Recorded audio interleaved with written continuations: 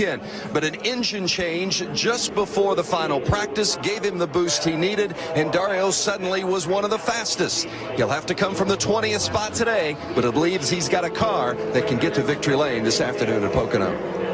All right, thanks, Vince. Don't forget, you can get this broadcast in Spanish if you want to. All you have to do is activate your SAP button. It's presented by ESPN Deportes. You know, we talk about speeds. Let's give you a comparison. NASCAR to IndyCar. The pole record here for NASCAR is 179 and change. Marco went 221, so 41 miles an hour difference as we go 3 wide and get ready for the start of a lifetime here at Pocono, because it's been a long time since open wheel cars have raced here at the Tricky Triangle. They're coming out of turn number 3. Sit back, listen, and enjoy.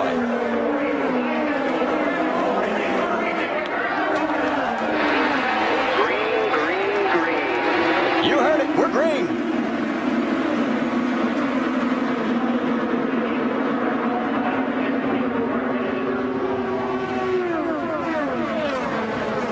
Whoa, spin up into turn 1 and hard into the wall.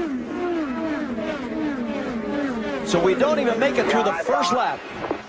And it is hands off the steering wheel, which is always a very good thing to do. James Hinchcliffe, starting on the front row, loses it going into turn number 1. You're sitting there right now. I've done this before. When you've been out of a race, you're sitting in disbelief that you've actually hit the wall. And he is the only driver this year that's won 3 races, so this is very uncharacteristic. See him moving in the car. We know that he is fine. Disappointment without a doubt, especially here for the hometown of Andretti. The irony, he led 226 laps in his win just 2 weeks ago at Iowa. He won't even make it through lap number 1 today. You know, and on the start, we saw Ryan Hunter-Reay fall in behind Marco Andretti, and everybody looked to be having a good time going through turn 1. We'll have to get a replay here to see what happened to his car. If it was something mechanical or the car, what we call, is loose sometimes. Now let's watch, Eddie, because you can see the green car up on the top side. Maybe you can call it a little bit high out of the black up onto the gray area. Maybe just didn't have the grip with the right side tires going through the turn on the gray, because the tires are not up to temperature yet. It has a little step out there. See that step out? And then he didn't catch it and hits the wall. Well, what we have to understand is that they're not at speed. These cars really work their best when they're above 220 miles an hour. So at the start, they're obviously going less. But here we'll have a very good view from inside the cockpit. Everything's fine at this point. He got loose. Dramatically loose turning in. You know, I don't think there was really anything too much wrong with that. I'm sort of speculating that maybe something might have gone wrong in the car. Let's watch again. I mean, Ryan Hunter-Reay is up that high.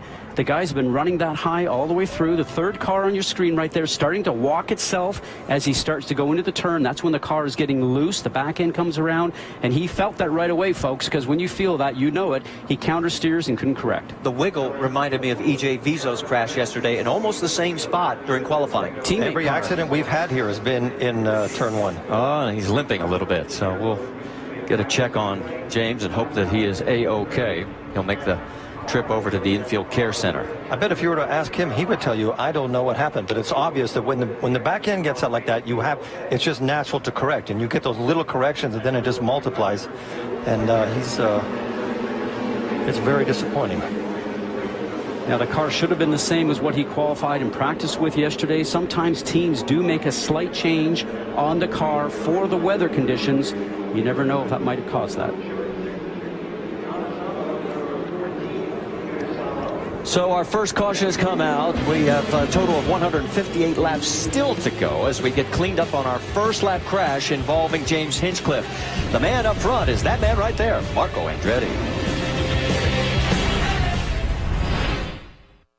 Introducing the next level of network diversity, fiber connectivity, and unrivaled business continuity. Welcome to United Fiber and Data. UFD presents a best-in-class fiber network that bypasses major single points of failure on the East Coast, unleashing voice, data, and video communication at the speed of light. Designed for clients who demand unparalleled security, capacity, and performance. It's time to take technology in a new direction. United Fiber and Data. Ingenuity in infrastructure.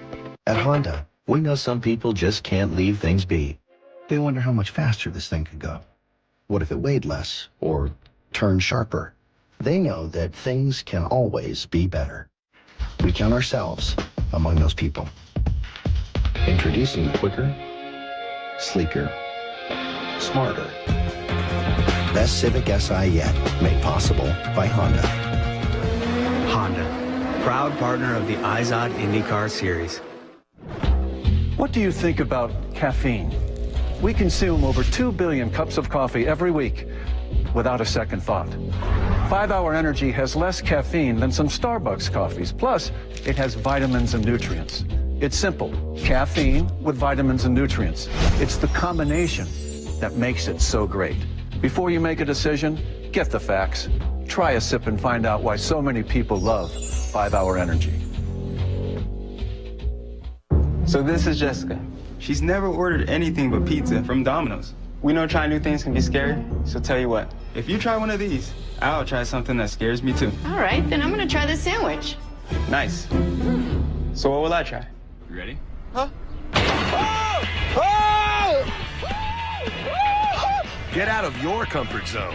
Order our sandwiches, pastas, stuffed cheesy breads, or chicken. Choose any two, including medium 2-topping pizzas for just $5.99 each. You hear that?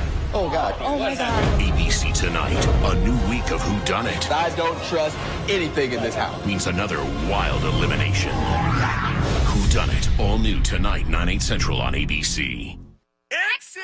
All new Wipeout Exit Edition, ABC Thursday.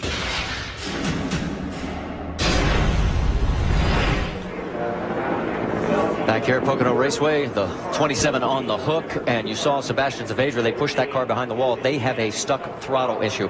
It's been feast or famine for James Hinchcliffe. Barber crashed on lap 3, Long Beach on 34, Pocono here on lap 1. That goes in contrast to his 3 wins, which leads everyone in the series. Now, Jamie Little, during this yellow, has caught up with a very special guest. Jamie? Well, fresh off your race last night in Daytona, you're here on the starting grid at Pocono. What brings you here? I'm not sure who's more excited to be here, me or Leo. Actually, he's the one that saw the cars on TV in the ad and said to my wife Ingrid, race car, and so he said, well, heck, we're here in New York. Let's go out there. So I've also got my nephew from Belgium's in town too. So we're excited to be here. This is incredible. I mean, to be back at Pocono after so many years and to run the speeds that they're running here, how could I miss that? And you know, he likes cool race cars, so he's excited to be here and see him. Well, enjoy being just race fans today. I am totally just being a race fan and enjoying it, and thanks to Pocono Raceway for hooking me up and taking such good care of me, and can't wait to get the green flag and see what these things are going to do, especially this 3-wide start. That's Jeff Gordon, a 6-time winner here in the NASCAR Sprint Cup Series at Pocono. And, of course, that was right before we went green, and right now we're getting ready to go back to green flag racing. 5th race this year, the Marco Andretti has been your race leader. 4 of the 5 have been on the ovals. Cars through tunnel turn, now heading down towards turn number 3. Restart zone. And then down that long front straightaway. Here we go. This is a lot different than starting 3 abreast, Scott. Very much so, and this is where you get the opportunity to get the draft. You hope you did a good start, went through the gears correctly, and make a move, as we're seeing right now with Tony Kanaan on the underside of Ryan Hunter-Reay. And a little bit further back, it was Takuma Sato also making some moves, and he's still side by side. So move Kanaan up to 2nd behind Marco Andretti. And there is Sato, and boy, that's close. That is with the 3-car of Elio Castroneves, the points leader. This track is so wide, Scott, isn't it? You can have 4 or 5 abreast going into corner, but you cannot make it around the corner 4 abreast. Well, that's true, and that's the 2 Hawaii you'll never do, and I think Elio was just trying to push him down a bit. Here we go. Tristan Vautier in the 55 underneath Elio. So Castroneves going the wrong direction right now. And just to make it clear to everybody, we are already above 215 miles an hour. This is very tight for some very fast racing. And he's getting the position back. Rick, you've got more? Well, interesting to point out, right before the race, Rick Mears came on and was talking with Elio and said, don't forget, I can't really watch you all the way through turn 1. I can get you there, I can tell you if someone's around, but I can't tell you what's happening in turn 1. There's only one spotter for Elio. He's up in the center, so when they get into that turn 1, Elio's got to be careful. We've heard that from several teams. Yeah, you know, we were talking about Eddie and I just over the lunch break before we came on air. This might be a track that's so large that you need 2 spotters for this race course. And when we came up into the booth for the very first time, I said to these guys, you almost need binoculars to see see across the side of the track. That's how big this track is. So right now it's Andretti, Canaan, Hunter-Reay, your top 3. Then Power, Sato, Castroneves, that's your top 6. Now this turn 1 we're going through is a little bit like a roller coaster ride because it rises up before you enter in, and then it goes down to the dip, and then it rises again on the exit, and you're already going speeds at Indianapolis type all the way very quickly going into 2. We're going to see, nope. Will Power thought better of it, fell back in line. And that is Takuma Sato in the 14. AJ Foyt back at home in Texas, watching on TV after hip replacement surgery. AJ, your car's doing fine this weekend, and get well soon. We need you back out here. Vince? Frustrating end of the day for James Hinchcliffe. Turn 1, first lap. What happened, James? I mean, it just snaps. You know, we got loose. We've been battling understeer with a hot day, and we kind of were planning for the car being a bit more pushy than I guess it ultimately ended up being. We went a little aggressive on setup, and I don't know if it was maybe too much or what, but it's just so weird. You know, I had a moment kind of like that in qualifying, and I guess I used up all my luck/talent saving it then because we didn't have enough this time. It's just for the downforce level we were running and the setup that we had, there's just no way I would have thought that's the kind of accident that would have taken us out, you know, especially on lap 1. Tires were fresh, everything was good, so it's devastating, man. I mean, having the GoDaddy car out, the Andretti Autosport 1, 2, 3 didn't last too long, and you know, I feel bad for the team. Guys worked so hard, and hopefully Marco and Ryan can fly the flag and try and rain home for us. Everything okay physically? Yeah, I banged my knee a little bit, but just kind of like hitting your funny bones. Thanks, James. Marty? Yeah, thanks, Vince. And as you were watching on the right side of your screen, Charlie Kimball was taking a look under Tristan Vautier, not able to get it done. That's Simona Di Silvestro, the 3rd car in that group, and she's going to now take a peek underneath. Can't get it done. Well, you got to get this done before you arrive at the turn, because these turns do narrow up, and it's one lane through there. And Eddie, you and I were talking the other day, it's almost like a little bit like Indianapolis. You start your passing back in the, say, 3rd or 4th turn at Indianapolis to turn in turn 1, as we saw Pagano go by. It's the same situation here. And these corners are different in Indianapolis because you're in them longer, and the G-force is not 3 like it is in Indy. It's very close to 5, and you're in that corner for such a long time that you really don't want to be in a lane that you're uncomfortable with, because you cannot make any changes around the corner.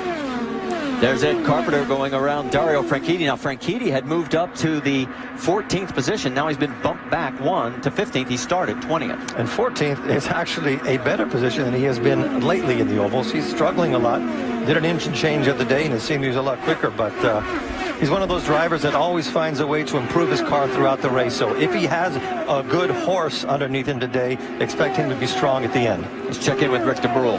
Yeah, Ed Carpenter was saying yesterday he was one of the guys worried about passing on this track. There seem to be 2 groups of drivers. Some would say you can do it, and some would say it's going to be a tricky proposition, and Ed was one of those. Now, he's in the middle of the pack now. Passing those guys a little bit easier. Once he gets to the front of the pack, it's going to be a lot tougher to get by people.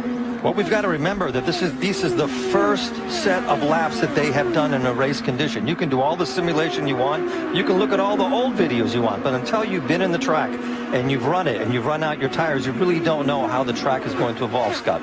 And the first run, as you mentioned, Eddie, is going to be interesting because you're going to see how your tire wear is, how the balance of your car is working. They'll report that back to the pit lane. Engineers will make changes and a fresh set of tires after the first stop. The guys will be back to racing hard. Well, the only driver who's actually run a race here before on this entire field was Dario Franchitti back in 2008. He ran NASCAR and he finished 41st in that race. It was not a very good day for Dario that day in NASCAR. All right, we're going to get out of here just for a bit. That is Marco Andretti. There's his dad, Michael. Stay with us. We're back after a word from your ABC stations.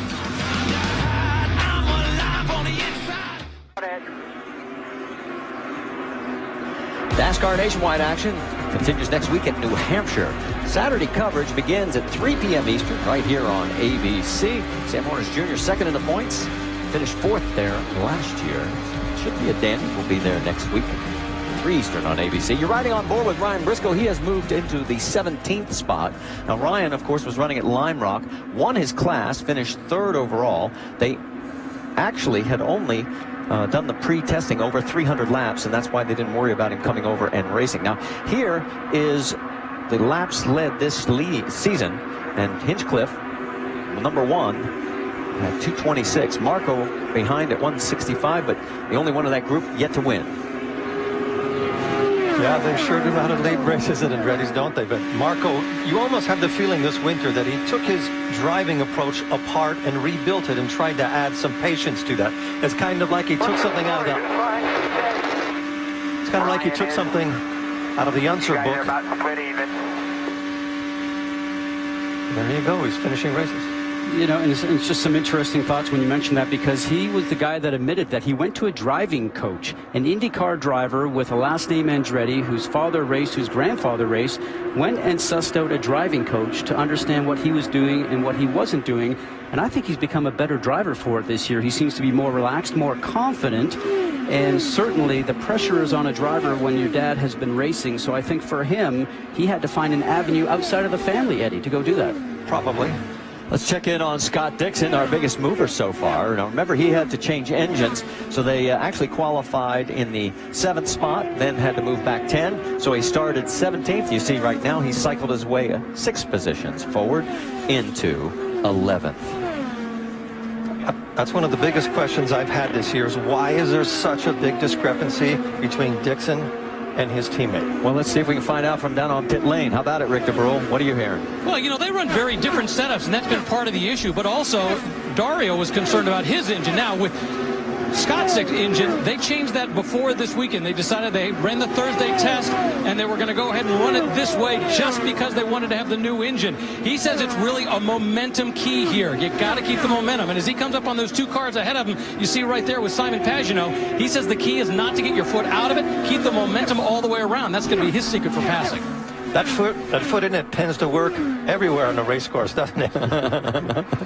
Well, and Scott was saying that really the tunnel turn, those alligator strips that they have down there for NASCAR, he said, boy, you do not want to hit those with an IndyCar. That's what we were talking about. There really are not 2 lanes that are fully grooved all the way around here, because if you're on the bottom lane going around 2 and somebody has to move down on you, you will end up on that, and that's a really bad place to be an IndyCar. A NASCAR can do that. They're heavier. They're different.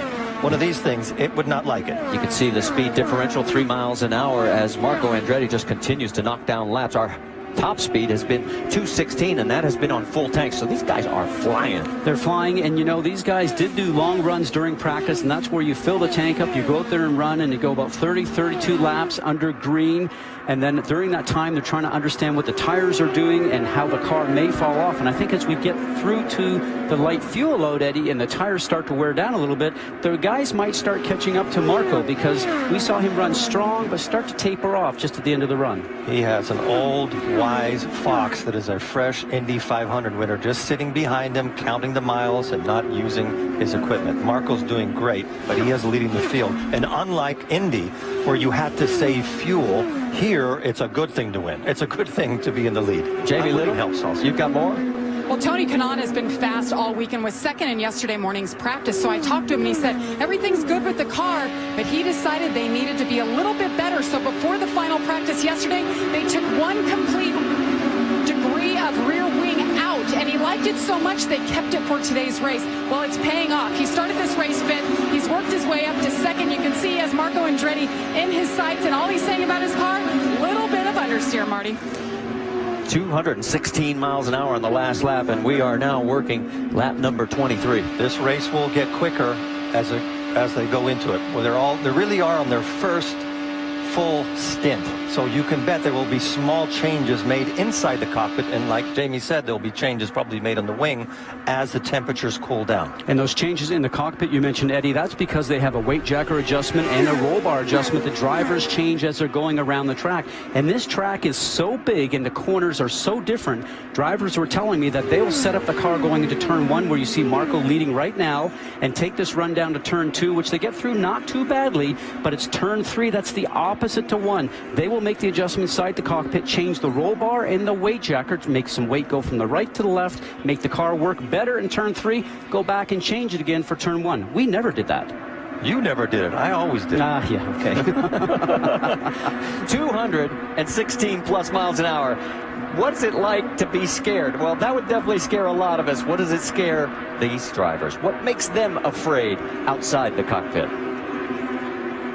What scares me? Probably heights. Snakes. Roller coaster. Cockroaches. That's a big one. My wife, when she's mad. That does not match well with Castro Neves and roller coaster. What scares me? Losing.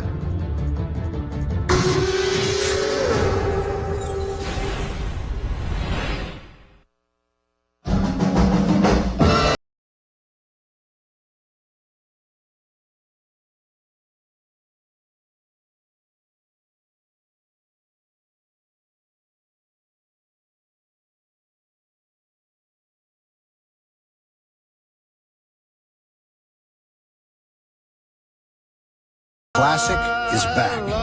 The all-new Chevrolet Impala.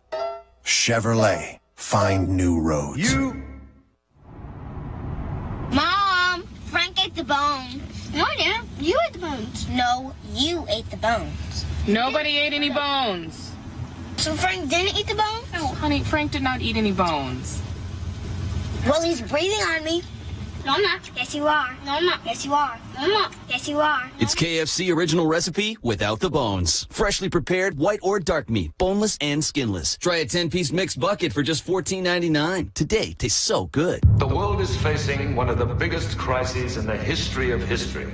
Girls are getting hotter and hotter. This is causing guys to lose their cool. It's happening everywhere.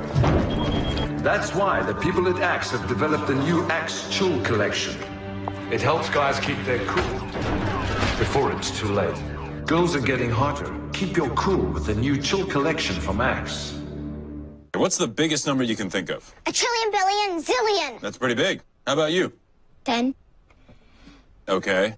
How about you? Infinity. Can you top that? Infinity and 1. Actually, we are looking for infinity plus infinity. Sorry. What about infinity times infinity? Oh. It's not complicated. Bigger is better. And AT&T has the nation's largest 4G network. We're all set to bundle your home and auto insurance together. I'll just press this and you'll save on both. Ladies and gentlemen, boys and girls, let's get ready to bundle.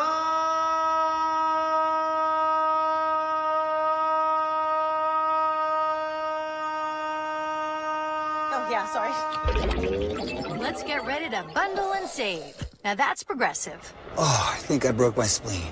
Home insurance provided and serviced by third-party insurers.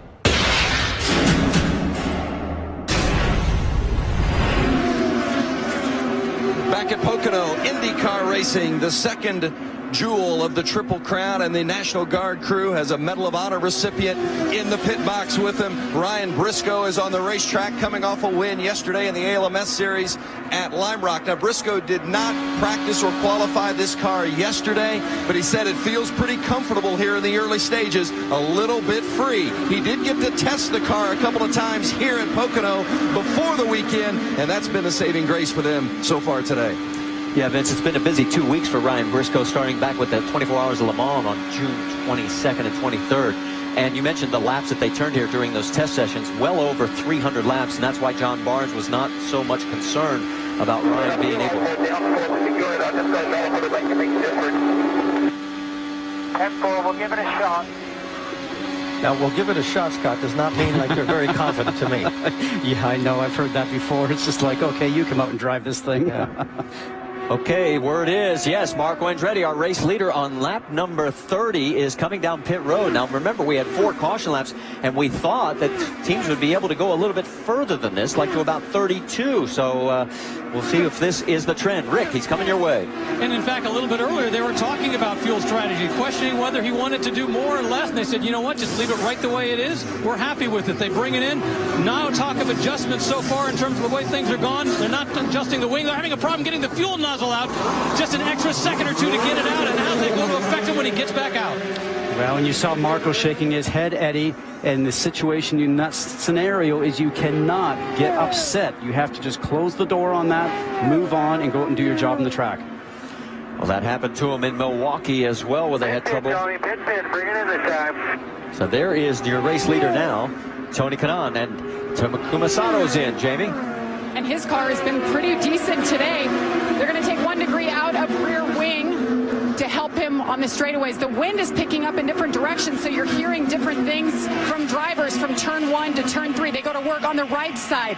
AJ Foyt watching his driver at home. They've had great speed all weekend long. They make that adjustment. It's a clean stop for Takuma Sato. On the right side of your screen, you saw Charlie Kimball get around Tristan Vautier, so move Kimball up into the 5th position. We can also tell you that Graham Rahal and Joseph Newgarden are now on pit road. Ryan Briscoe has also made a stop and heading back out. And that conversation we heard from the Panther team with Briscoe, probably because the wind is changing, they'll make some changes here in the aero, as we heard. Jamie, Tony Kanaan's coming your way. They wanted to make a front wing adjustment, but they called that off. He doesn't want it any longer. Car has been good. 4 sticker tires. They'll fill them up with Sunoco fuel for the Sunoco car, and it's clean. Ryan Hunter-Reay made his stop, and it was clean as well, Marty. So did Ed Carpenter, and Ryan Hunter-Reay does get around the 11. It took Kanaan's fueler a few seconds to get engaged there. Rick? Ed Carpenter brings it in. He was complaining the car had a little light grip on 3, but he liked the way it was going into 1. They bring it in, fueling.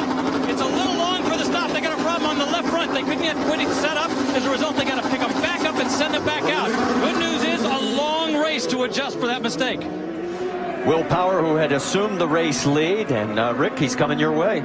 Yeah, Will Power trying to get that race that he's wanted all season long, especially on an oval. You see him come in. The goal for them this race, not to make any mistakes. Keep them consistently up front so they can take advantage of it at the end. Right now, you see mistakes made on other teams. That was a nice trouble-free stop, and he's out.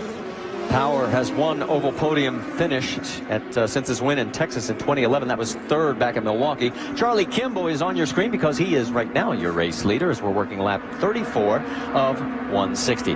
Tristan Vautier is in. Let's send it to Jamie. Doing a nice job for his first time here. Of course, an Indy Lights graduate, saying his learning curve has been steep this year as they count him down.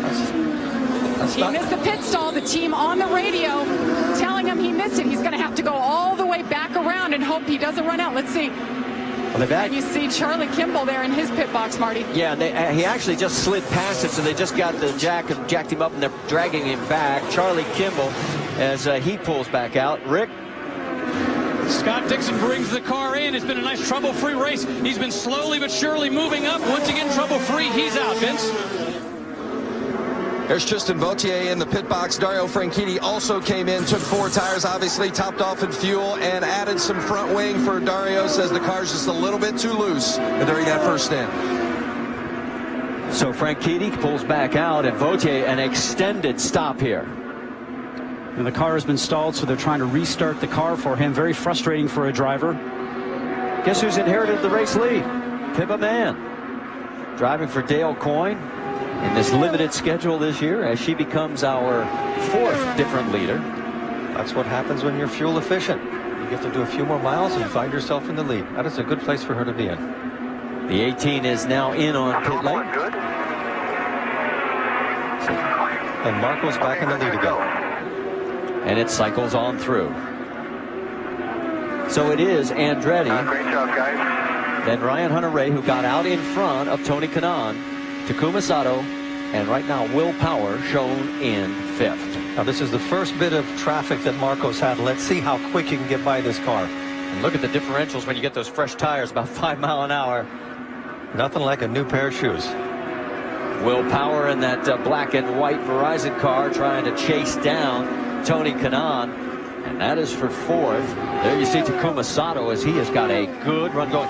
Remember yesterday in final practice, guys, he was leading in every 5-lap section except 1. But we did think about the conditions yesterday were a little cooler. The track is a little bit warmer right now, so it's going to be the play of the driver to get the feel for the car. Radiating that information back, Eddie, to the engineers in the pit lane. They'll come up with some changes in the car for either tire pressures, wing changes. As we mentioned before, the drivers can make those adjustments inside the car to hopefully make the car handle better throughout the run. But you have to be so careful that you don't give the wrong information, because you can take a car that's average and make it terrible with just 2 little changes. And this track is changing as they go along, and you can just tell everybody's getting more and more confident. That's Ryan Hunter-Reay going around slower traffic there as he continues in 2nd place. I always have believed that Sato. Well, I've only caught a bit of that radio transmission. There's Takuma Sato. Sato has a different approach than the other drivers do because he hasn't had that many ovals, so he's definitely thinking through the process, and the more he does, the better off he goes. And that is Alex Tagliani, who is going down a lap as he has now been passed by first, second, and third. Let's go back and show you something a little bit earlier, Scott. Well, the close calls, let's see. Wheel to wheel. Getting so close. Sato, I'm not going to give up. I know you're there. The spotters right now are talking to each other, to the drivers, letting them know what's going on. Here's where it's a traffic jam.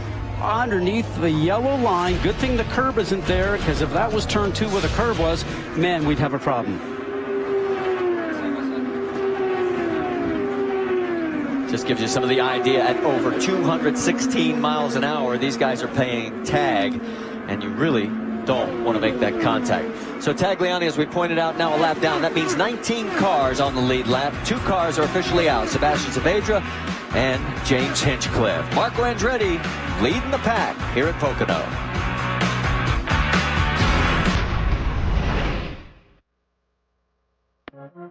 At Honda, we know some people are never happy with the way things are and are always dreaming of how they could be. Because things can always be better. We like those people. They think like us. Introducing the best Civic sedan yet. Made possible by Honda. Honda, proud partner of the IZOD IndyCar Series. Inside yours. Keep pushing here, bud. That's turn 4, spotter. Turn 4's clear. Streaming 4-in-1 Mosaic. Inside. We'll push the back left. Be smart here. Live pit crew chatter. Riding shotgun from green flag to checkered. That's powerful. Download IndyCar 13 now, only from Verizon.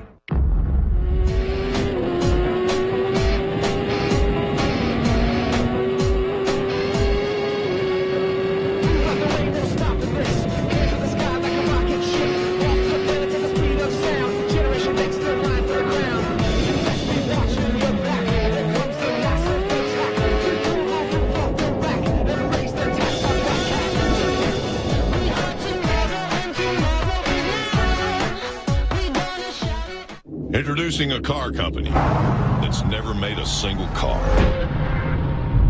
We took the power of a 9-year-old V8 and gave it the impressive handling of Firestone's Destination tire. Now, moms agree. Every milk run feels like a victory lap. So whatever you drive a Firestone. Get the tires and see turbo. Visit a participating Firestone retailer for details. The killer is among us. Whodunit, all new tonight on ABC. Starting Thursday. He was electrocuted. TV's one-of-a-kind crime drama is all new, all summer long. Any chance his death was an accident? Absolutely not. So how'd he end up dead? Motive, all new Thursday, 9/8 Central on ABC. Go on board and show you the telemetry. Look at this, 223. And he's still full throttle in turn 1. So if he's full throttle in turn 1, Scott, you'd have to think he's full throttle the whole way around, which is very impressive. Here's turn 2, the one that's modeled after Indianapolis. 8 degrees of banking, now down the shortest straightaway, down to turn 3. And the turn that's modeled after Milwaukee, a little bit of lift you can hear. The car's not working as well there as it was in the other turn. 6 degrees in that banking. The thing they talk about, Your left front tire. so left front tire, and that's Kyle Moyer on the radio. Brakes are fine. Rears are good. It's interesting. So they're monitoring the tire pressures in the pit lane. You can see Mario Andretti, 1986 Pocono race winner, watching out. And Rick, you have more? Well, just talking about the fact that Marco's actually been on the radio quite a bit talking with the team. First about what to do about fuel. They decided to try a different fuel setting for a while. They liked it. They want to stretch it out just a little bit more. But they've also been talking about how Ryan Hunter-Reay is driving. The fact that Ryan's lifting at 2 points on the racetrack. Marco had a long conversation, constantly going off. Is he doing this? What's he doing here? He's been able to do a lot of that. Now the question is, what's going to happen to his lead and his race as he comes up on this race traffic ahead of him? That's 19th place. That's Justin Wilson right in front of him there in the 19 car, and there's a total of 4 that he's going to have to maneuver. And they're all battling for position. This is the first time the Marcos have to go around a big group of cars, and this creates a lot of disturbance in the air. And what is the downforce level, meaning how much grip have they team put into him as he's now starting to take a look? Will he get the pass done? What you're looking for is to be able to time the pass exactly. Out in front, you can run less downforce because you have that clean air, Eddie, as you mentioned. When you get close to traffic that's up in front of you, that disturbed air starts to make your car not handle as well, and you have to time your passes correctly to get a run at the driver and make the pass completed before you get to the next turn. And in the back of his mind, he knows that he has built up a good 3-second lead, but he has Hunter-Reay, Sato, and CANAL behind him, so he can't waste too much time. That's Pippa Mann in the 18 right there that he's going around. So Pippa is now a lap down in 19th position. Her teammate Justin Wilson, you saw get around Graham Rahal. And Rahal is next in the sights of our race leader in the 25. Rahal in that bright yellow Midas machine. Had a brush with the wall in one of the test sessions. Struggled early, but seemed to be coming around a little bit yesterday in the second practice. And here comes the 25 on the right side of the screen, ducking underneath and clearing. That was textbook perfect. He gained a little bit in turn 3, managed to draft all the way down the straightaway, and came out giving the other driver, Rahal, enough time to give him some room. So that means 17 cars on the lead lap. That's E.J. Vizo that Justin Wilson just got around. Now, Vizo is already 1 lap down in 21st. He's about to go 2 laps down and is. So his car just not handling at all. And that's his teammate.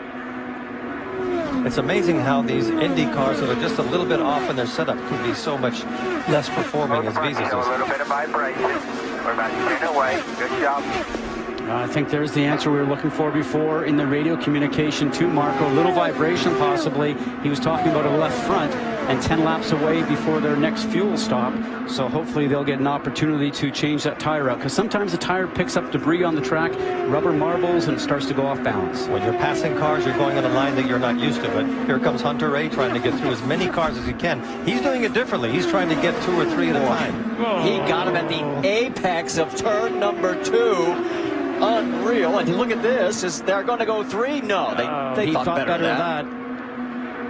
Yeah, the problem is that the first guy you're approaching may see you. The second guy probably doesn't know you're on your way. So it's a little bit too early. That's a last lap, last turn type of pass. All right, things look like they've settled down just for a moment as the Ryan Hunter-Reay goes around more lap traffic. We're going to take a break and come back because we're getting ready for another round of green flag pit stops. There's your race leader, Marco Andretti, back after a word from your ABC stations.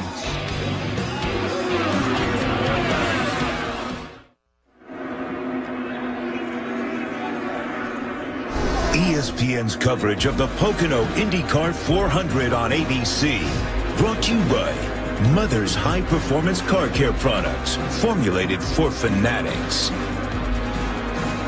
That is Sean Brady, our cameraman, and he is 125 feet high above the center of this track. A new camera angle that we've tried to show you. And look at the nice crowd that they've got on hand here at Pocono.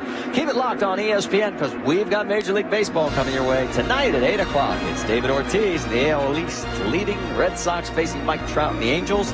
Then tomorrow at 7, National League East. We got Bryce Harper leading the Nationals against Chase Utley and the Phillies. Both games are on ESPN. They're also live on Watch ESPN. We've completed 55 of 160 laps, and here's a picture-perfect pass. Taking advantage of lap traffic, Tony Kanaan going around Takuma Sato. Kanaan saw that coming probably 400 yards before he had to pass. Sato got stuck in traffic, and he just positioned his car perfectly, just like a chess game, and there was nothing Sato can do. All he can do is get him back the next time Kanaan is in traffic, and there'll be lots of that in the next few laps. Race leader Marco Andretti in that red and blue number 25. He has led a total of 51 laps. The next highest is Tony Kanaan and Will Power with 2 each as we were cycling through pit stops. Gives you an idea just how dominant a race car Marco has had as we go on board. At this point, Marco has the fastest car on the racetrack. He seems comfortable everywhere he's at, even by himself. You're doing a great job. That says it all. You're doing a great job. Look at the speed here going down this straightaway.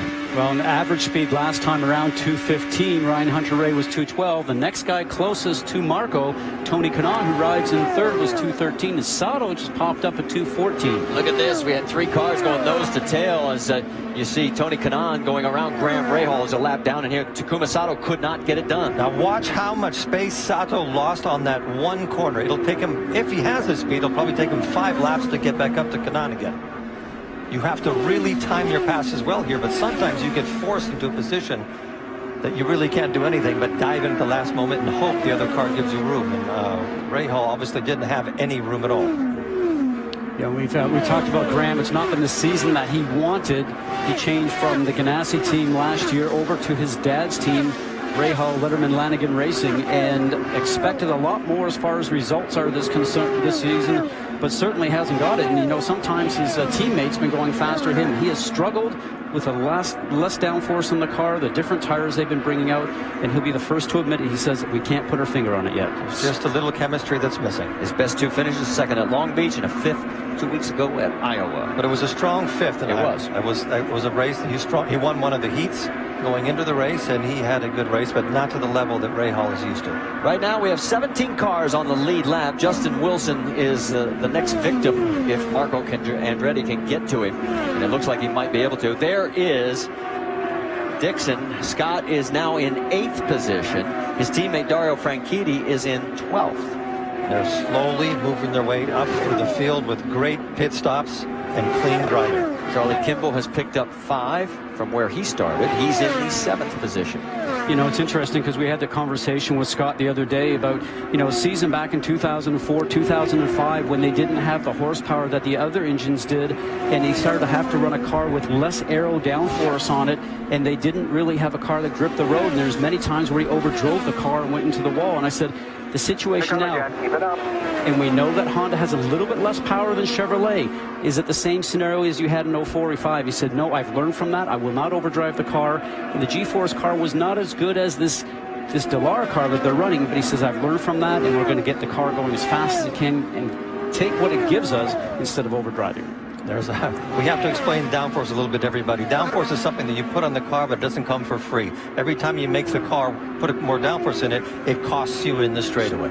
So like just those two things, they just don't work together. So you want a car that's fast with no downforce in it. Guys, we think Marco Andretti is going to be coming soon. We can tell you Sebastian Bourdais has already stopped. Here comes Marco, and Rick, the race leader, is coming your way. And I can tell you the team has already made a significant change. Contact. Ryan Hunter-Reay actually made contact with the car as they approached. Jamie, what did you see? Well, you saw it right there. Ryan Hunter-Reay in disbelief right now. He was following strategy with his teammate Marco Andretti. They called him in. They were going to make a front wing adjustment. The team, I'm standing right next to them on pit road. They're in shock right now. Here's the replay. Let's take a look. Now, I was watching Takuma Sato's car. It had damage. Yes, Sato was coming in way too fast. Wow. Sato must have had problems with his brakes. He was 20 miles an hour faster than Hunter-Reay was. What a tough break for Ryan Hunter-Reay, defending series champion. You know, as they were running, he had actually retaken the points lead. But now, there was nothing, absolutely nothing he could do. The last thing that he thought was going to happen was that he would get hit from behind from Sato. Tony Kanaan has made his pit stop, and now we are just going full course. Jamie? And we're under yellow. Yep. And Ryan Hunter-Reay is still on the radio. The pits are closed. You're on board with Tony Kanaan. It was a clean stop for him. 4 tires. Once again, no changes for him. And we're trying to get an update on the 14, Marty. As soon as I get that, I'll get it to you.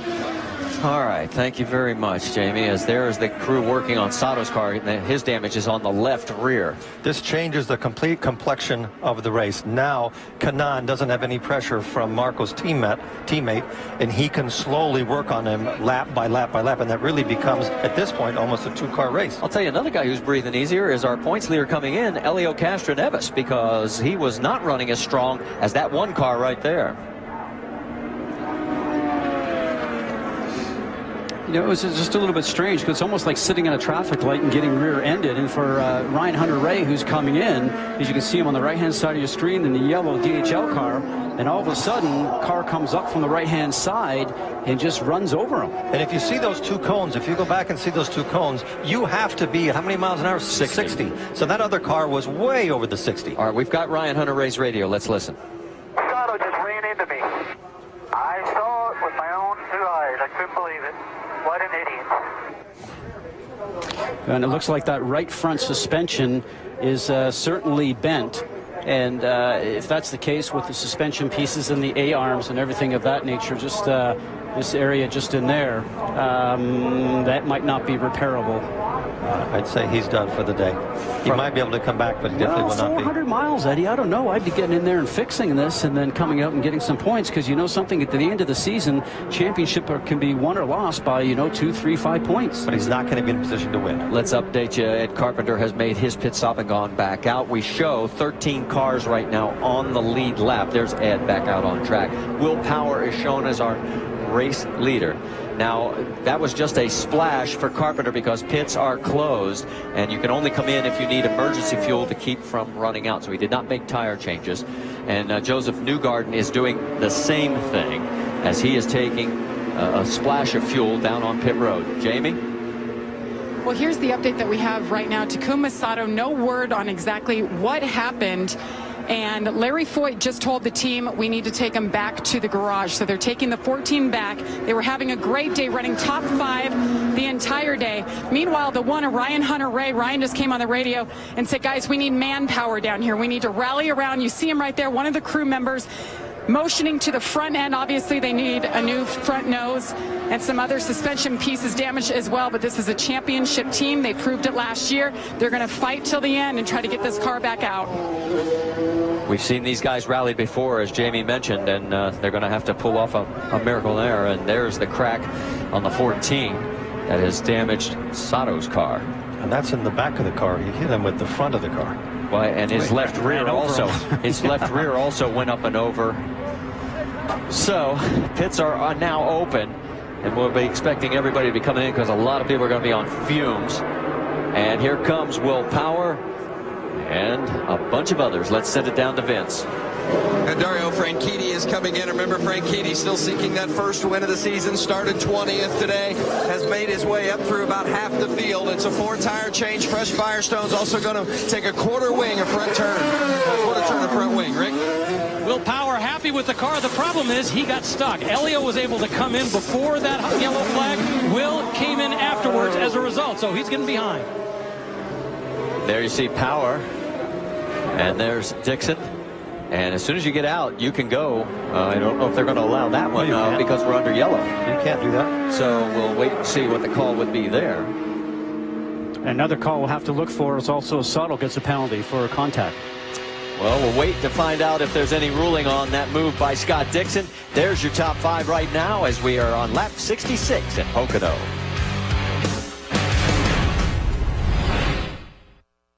This is Kevin. To prove to you that a leave is the better choice for him, he's agreed to give it up. It's today? We'll be with him all day as he goes back to taking Tylenol. That was okay, but after lunch my knee started to hurt again, and now I gotta take more pills. Yeah, another pill stop. Can I get my leave back yet? For my pain, I want my leave. Look for the Easy Open Red Arthritis Cap.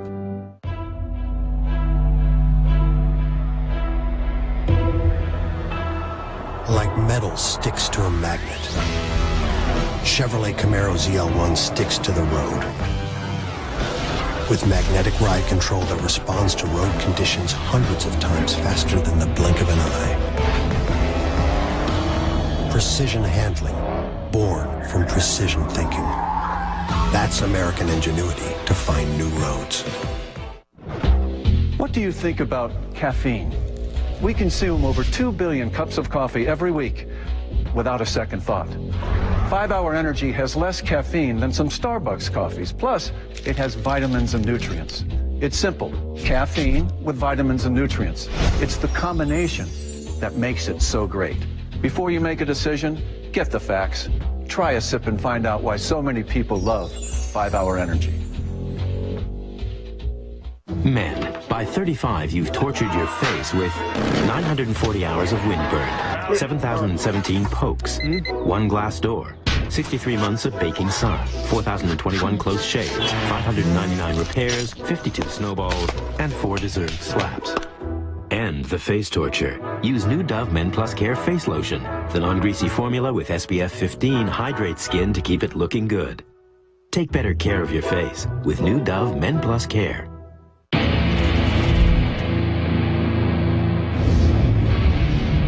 This is our Autobahn, our Formula track, our oval. They can have the asphalt. We'll take everything else. Own the off-road with the Gator that's right for you. See them in action at johndeere.com/Gator.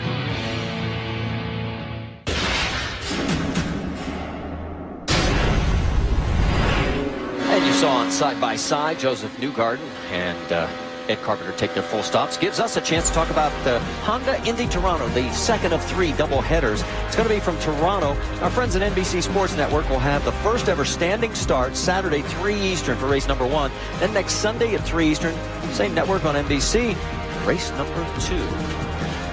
And the man who is going to be going back to his hometown, James Hinchcliffe, has just joined us in the booth. We're going to get him wired up, and we'll get a few words from him because he knows the frustration that Takuma Sato is facing right now, as is Ryan Hunter-Reay, his teammate, as we are under our second caution here at Pocono Raceway. As it is Tony Kanaan in front of Marco Andretti, then Elio Castroneves, Simon Pagenaud, and Will Power shown now in the 5th position. You know, Marty, we were talking during the break, and you had a great thought that possibly the brakes weren't warm for Takuma Sato when he was coming in, because with these carbon brakes, you need to put your foot on it, warm the pads up just a little bit and the disc up a little bit to get them to grip, and he just came in there 20 miles an hour too fast. All right, there is the blend line. You can see that there is Tony Kanaan. He gets out before Marco comes around. That's why Tony Kanaan extends all the way across the track there, and there is Marco. So that gives you an idea and the reason why TK is now in front, and our 7th lead change. And there is Kevin Kalkoven, a man who, along with Jimmy Vasser right behind him, are hoping that their man Tony Kanaan can stay right where he is up front. We're going to move over for just a few moments, and James Hinchcliffe will join us. Command has been given. Row 1, let me know. Row 1, on. Live in-car cameras. 4 in 1 mosaic. Having your heart race as fast as theirs. Hey, good for green. That's powerful. Come to the green flag. Download IndyCar 13 now, only from Verizon. It's not about how you look. With a new set of Firestones, it's about how you feel. Whatever you drive a Firestone. A man pioneers a way to see the unseen, leading to radar, forever providing early warnings and safer journeys. The conviction to create a safer journey is the Mazda way. The Mazda 6 uses radar, lasers, and sensors to detect objects and even apply the brakes for you. Introducing the modern sports sedan, the Mazda 6. What do you drive? Pancake lovers are going donuts for IHOP's new Jelly Donut Pancakes. They're amazing. They're going cuckoo. for new tiramisu. And they're going bananas for new banana graham nut. IHOP nailed it. New signature pancakes at IHOP, starting at just $4.99. Go try them now. Mothers introduces a new direction in interior care with 2 unique, innovative products. LeatherTech Foaming Wash, an air-infused, rich lather cleansing solution that penetrates and deep cleans and is safe on the most precious leather. Our Moisture Infusion Gel Cream with advanced multi-layer hydration and anti-aging properties prevents cracking, drying, and fading for the places where you and your car connect. Introducing LeatherTech for mothers. Oh, God. Oh, my God. ABC tonight, a new week of whodunit. I don't trust anything in this house. Means another wild elimination. Whodunit, all new tonight, 9/8 Central on ABC. Exit! Only Wipeout Exit Edition, ABC Thursday.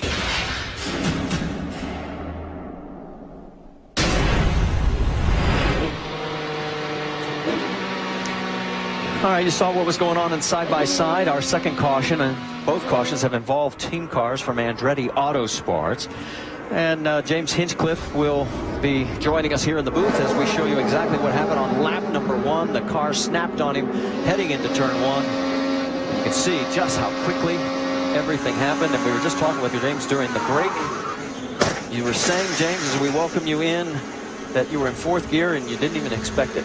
You know, it's one of those things. We weren't even fully up to speed yet. You're not entering turn 1 off the start with anything like the speed you do normally, and you're behind 2 cars. Normally, you lose the front end. You know, you get a little bit of aero wash in the dirty air, and I was prepared for some understeer. Was just kind of being cautious. No pressure from behind, and it snapped. Your teammates, Ryan Hunter-Reay gets run over by Takuma Sato. EJ Vizo's having problems. Really, the flag's got to be carried by Marco Andretti. He's led the most laps at 55. He's second right now.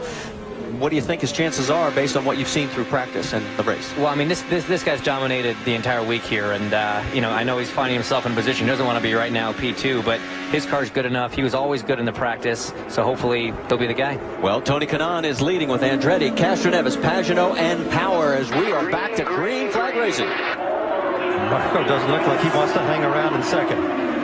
Can he make it stick going down into 1? Look at this, they're 4 wide here at Pocono. Pagano on the far right of your screen, and Marco retakes the lead, and look at Pagano move to 3rd.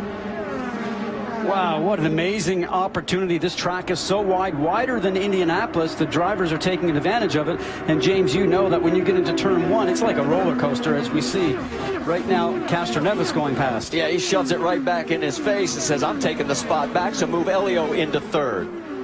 It is wide in the straightaways, but you don't see too many people going side by side around the corners. That was Newgarden in the 67, and Simona Di Silvestre almost getting into it. They survive as here they come out of turn 3 down the long front straightaway.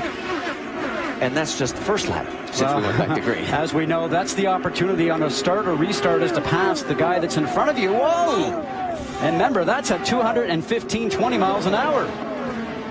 The problem is when the straightaway is so long, you think the guy next to you's got all this room, and you make moves like that and sort of force him to use the extra racetrack. But it's incredible to see the bobbing and weaving going on right now. It was Newgarden and Alex Tagliani deep into this field. Right now, we can tell you 16 total cars are on the lead lap. The race lead is Marco Andretti. He's already opened up a half second as we're watching some of this action going on back in the field, as you saw Tagliani go around the 15 of Graham Rahal. Tagliani at the far left of your screen with the blue and the black. Rahal in the yellow and black. So Castroneves has quietly worked his way into 3rd place here. The Chevys are the first 3, and we have 2 Hondas with Pagano and Dixon that are following. Yeah, the toughest part for Ryan Hunter-Reay is when somebody reminds him that as they were running, he was in the points lead. Right now, he's in the garage area, and he's 36 points behind. All because of the contact with Takuma Sato. While we're watching this, I've got to ask you, we saw you limp.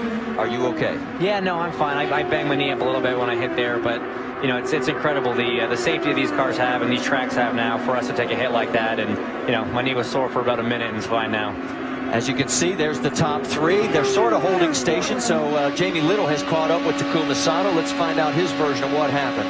Yes, he's very upset. Takuma, you came onto pit road extremely fast. What exactly happened? I think I misjudged it. That's just too fast, and I was killing speed, tried to. but it was just middle of the cone, and I lost back end slide into the Ryan. So extremely sorry to the Andretti All Sport and Ryan Race and his crews, and as well as my crews, and prepare the great things, and it's all my fault. Just misjudged it. They're working on the car right now, Marty. They're going to try to get Takuma Sato back out. Well, it's two good race cars that are not going to have a chance to win this race today because they were both running in the top 5. And of course, you had some history with him back at Brazil, if I remember correctly. Yeah, that's right. A little bit of a different circumstance, and luckily for me, that one turned out, pretty well for us. Unfortunately, Ryan, 100% the victim there. That's never something you're going to expect, somebody coming into the back of you like that. But coming off of turn 3 and getting the thing slowed down to 60 miles an hour is incredibly difficult. You've got to try and keep it tight. There's not a lot of banking to help you out. You're really conscious of the guys behind you.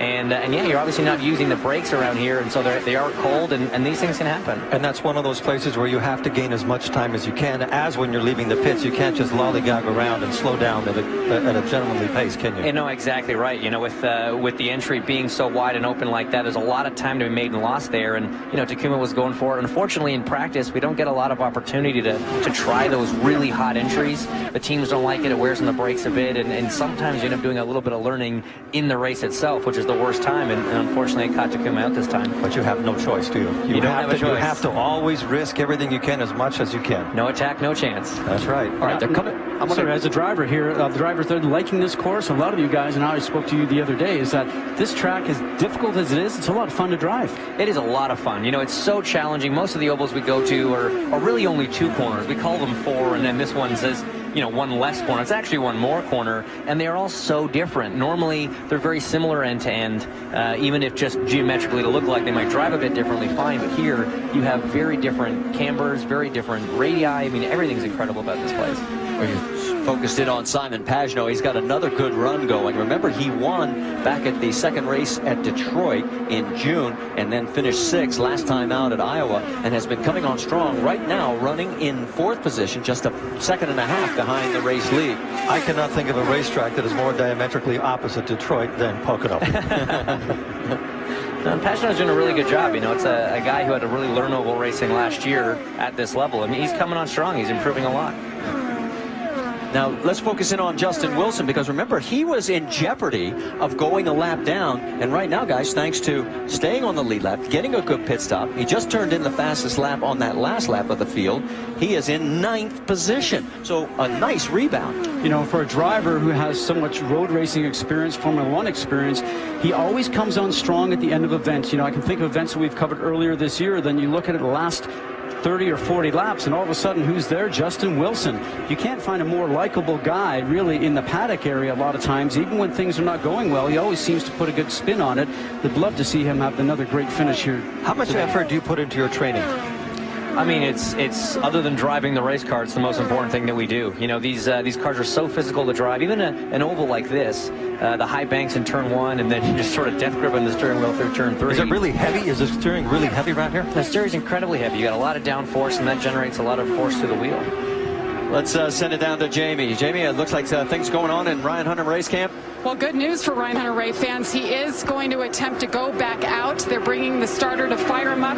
What they did, they replaced the front wing, and there was the right front damage and right rear adjustments as well. They had a lot of damage back there, suspension parts as well. So they brought it together. They're going to see if they can get back out there and get back up to speed and salvage some points. He is 18 laps down right now in 22nd position. Sato also 18 down.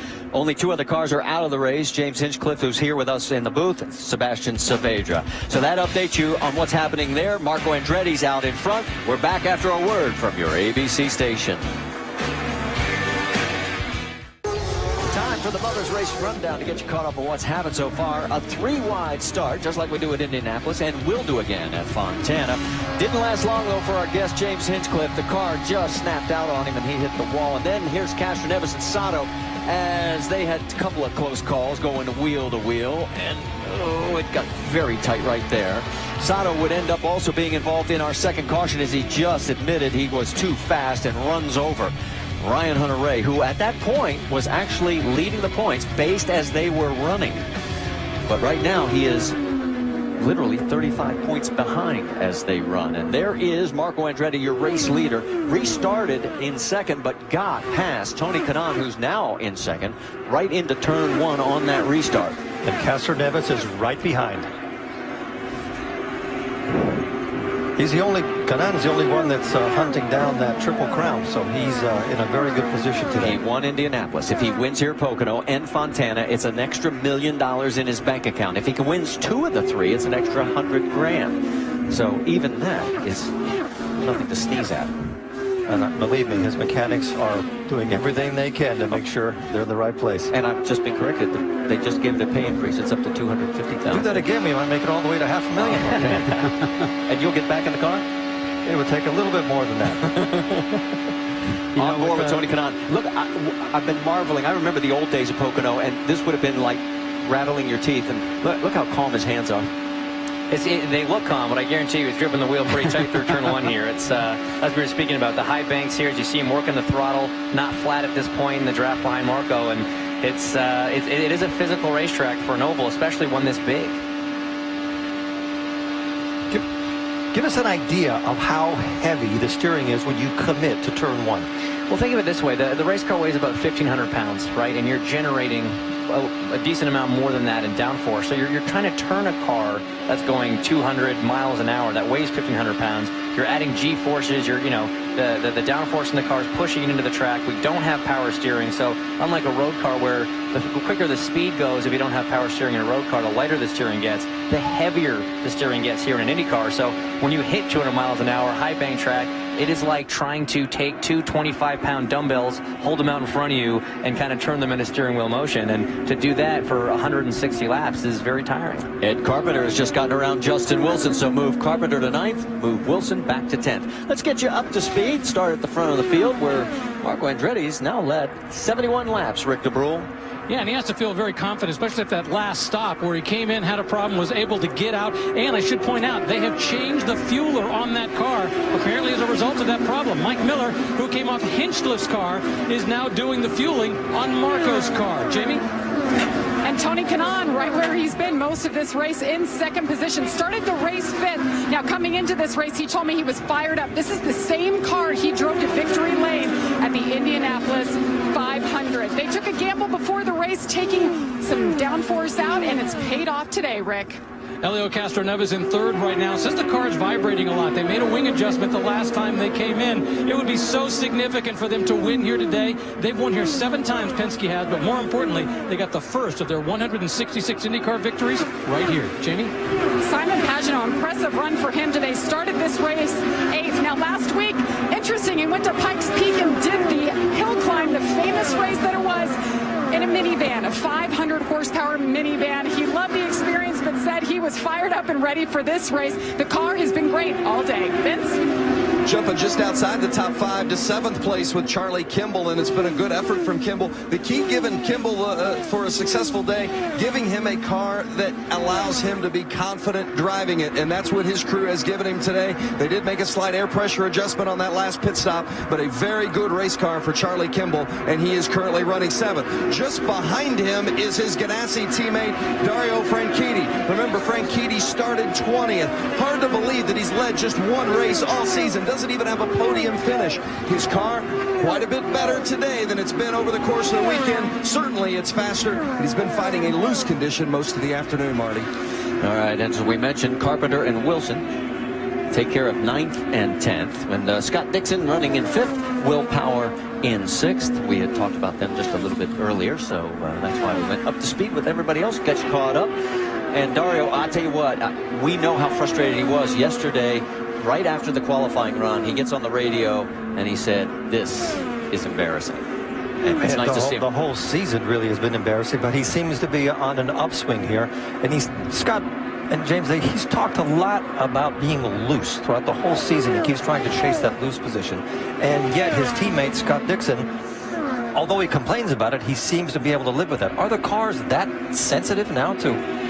They really are, and there's been a change in the philosophy of the tires over the offseason, which has changed some of the setups a little bit. And you know, drivers have different styles. Dart is very much a driver that prefers a solid rear and can drive through some understeer. Scott, very tolerant of a loose race car, and when you're in a position where, you know, the car's a little bit on the free side, if you're not one of the drivers that's comfortable like that, you're really going to struggle. All right, that's a great point. And as we continue to look down, as Dario comes down that long straightaway, we'll step aside just for a second as we got Marco Andretti with a half a second lead over Tony Kanaan here at Pocono.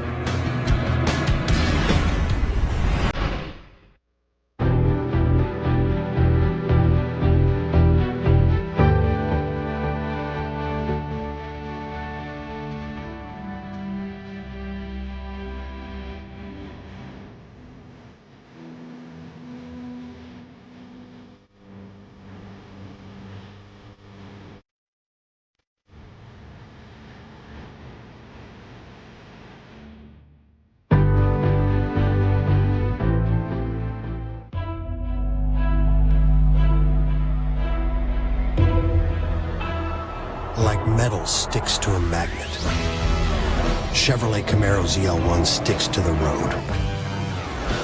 With magnetic ride control that responds to road conditions hundreds of times faster than the blink of an eye. Precision handling, born from precision thinking. That's American ingenuity to find new roads. Oh, buddy.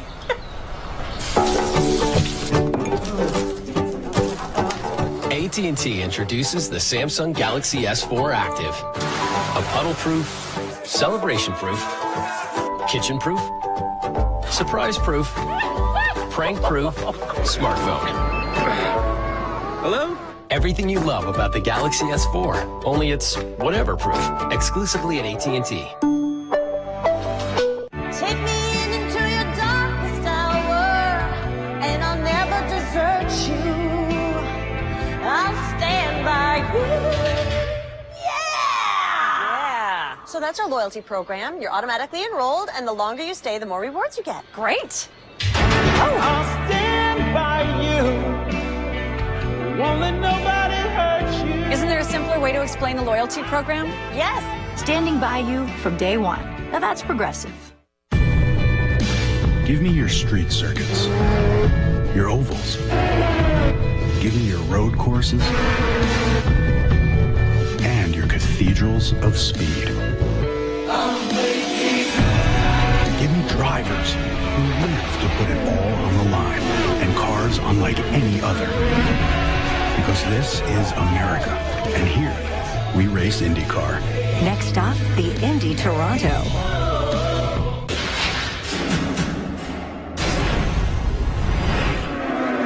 You saw Marco Andretti's pit stop, a little problem on the left front. Here comes Elio Castroneves. Rick, he's coming your way. Yeah, they've decided to put a little more downforce back into the car. The last stop, they took it out. This time, the plan is to put just a little bit more in. Remember, he said he had that vibration during the last stint. The hope is that by changing tires, they'll solve that problem. Nice clean stop. He's away in Sunoco fuel. That's not so much a question of putting more downforce in. That's putting more downforce in the front. It looked like his car might have had a little bit too much push because they did not touch the rear wing. And there is Tony Kanaan as he is now going to make his way down pit road. So he made about 2 laps longer than Marco Andretti. And that's something that he achieved by running in Marco's draft, lifting a little bit and saving a bit of fuel. But 2 laps, that's he did a good job saving back there because these are long laps here at Pocono. How do you do that? Jamie? Tony Kanaan very happy with his car. Simon Pagenaud in the pit box behind him. 4 tires, they'll fill him up with Sunoco fuel. No changes for Tony Kanaan. Simon Pagenaud right behind him, and can he get out ahead of Tony Kanaan? They're side by side. This could be interesting. There's the blend line. They can go. And that's gearing right there. That is a different, probably second gear in those cars. And that, when you saw them leave and get off the button the exact same time, but Pagenaud got the jump there. That could be huge. This is bad for Tony. How frustrating is that? That's the worst. Just sitting there being absolutely flat out and watching somebody else just pull away. And there's Pagenaud's save as he was trying to get down to 60 miles an hour before hitting that mark right there. And he got sideways also coming in. You know, with these old cast iron brakes, those brakes used to come on right away. They get worn right away. And as you know, James, today, you got to put your foot on the pedal and drag it to warm it up coming in. And Tony's ahead. And he passed He got by Pagenaud. Yep, and Marco is back there. And there is Marco Andretti. right behind Pagano. Chooses the low side. He's going to get this completed before he gets into one, and then he will set his sights up front on Tony. Now remember, we've still got a lot of pit stops to cycle through. This is back in the field for 11th position. So Marco Andretti in front of Pagano, but trailing Tony Kanaan. Of all the corners, James, is 2 the easiest one to stick on somebody's gearbox? Will Power is in. Rick? And he's been very happy with the car all day long. Not a lot of change. In fact, they've made almost no changes to the car.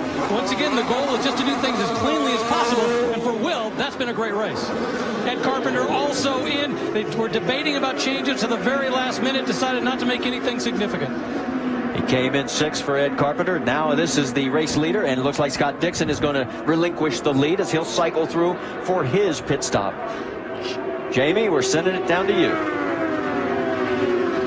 And you see a few cars on the same strategy. And they're on the radio talking. Justin Wilson made his way in. You see Scott Dixon is in his box. There's Dario Franchitti down and away. So a little bit different strategies by 1 lap. Mixing it up, Scott Dixon, 4 tires and fuel, and it's clean. Marty? Thank you, Jamie, and here we go. And it looks like Dixon will get out in front of Dario with Kimball right behind. So all 3 target Chip Ganassi racing machines make it back out onto the track. And Dixon may still have the lead, because I just saw Tony Kanaan coming through there. You know, how difficult is this, James, when you come out and you have to go onto the racetrack, and not like Indianapolis where their speeds are the same type of speeds, 220 miles an hour. As we watch Dixon now starting to go through the turn, you have to go out there and make sure you blend in correctly. It's very difficult. You know, in Indy, you've got the warm-up lane. You come out on the straightaway. Here, you essentially come out going into turn 1, and the high line in turn 1 for a high bank corner is not as rubbered in as we see at places like Texas, like Iowa, and it makes it very difficult for the cars on track. That 7-second pit stop for Scott Dixon was just good enough that he has still got the race lead. Tony Kanaan right behind him. Kanaan didn't even try to pass him. He didn't even stick his nose out. That's what I'm still baffled by how Dixon jumped so far ahead. Staying out a lap longer, it's absolutely king. It helped Tony get ahead of Marco, and Scott got that 1 lap longer on Tony. And we used to joke that Scott's the guy known for making fuel in his car. He's so good at saving it, and this is a tremendous job by the Ganassi guys. And then they multiplied it by being really quick in the pits. That's absolutely right. They even actually dropped a nut on the left front, but they recovered so well that he didn't lose any time. It was still done before the fuel. Dario Franchitti, you saw him right there in front of Charlie Kimball. That was 7th and 8th on the racetrack, and down the long front straightaway. And you can see there is Elio Castroneves at Carpenter as well. Castroneves, we can tell you, is with 6th place in hand. It's a good time to say that Honda is leading a Chevy. Yeah, that was Charlie close. Kimball, I'm not sure that he just didn't brush the wall. Well, he hasn't slowed down. But I can't argue with you, Scott. That was about as close as you want to get to that wall. This could very quickly turn into a fuel mileage race. Just looking at the number of laps left, when these guys all pitted, how many they're getting out of a stint. It's going to be tough for Dixon to lead and get it done on just one more stop without having to go into reserve mode at some point here. But when you start backing off, you don't know what's going to happen. You might get passed by 3 or 4 cars, so you can't exactly pull over. Exactly right. So Tony's kind of sitting in the catbird seat. He's in a good position, but he still can save some fuel and use the draft of Dixon. The thing to remember, man running first, Scott Dixon, Will Power in third. Both had good pit stops. Marco Andretti, remember left front? They had a little problem with the left front. Watch this picture-perfect pit stop as we head to break. This was good.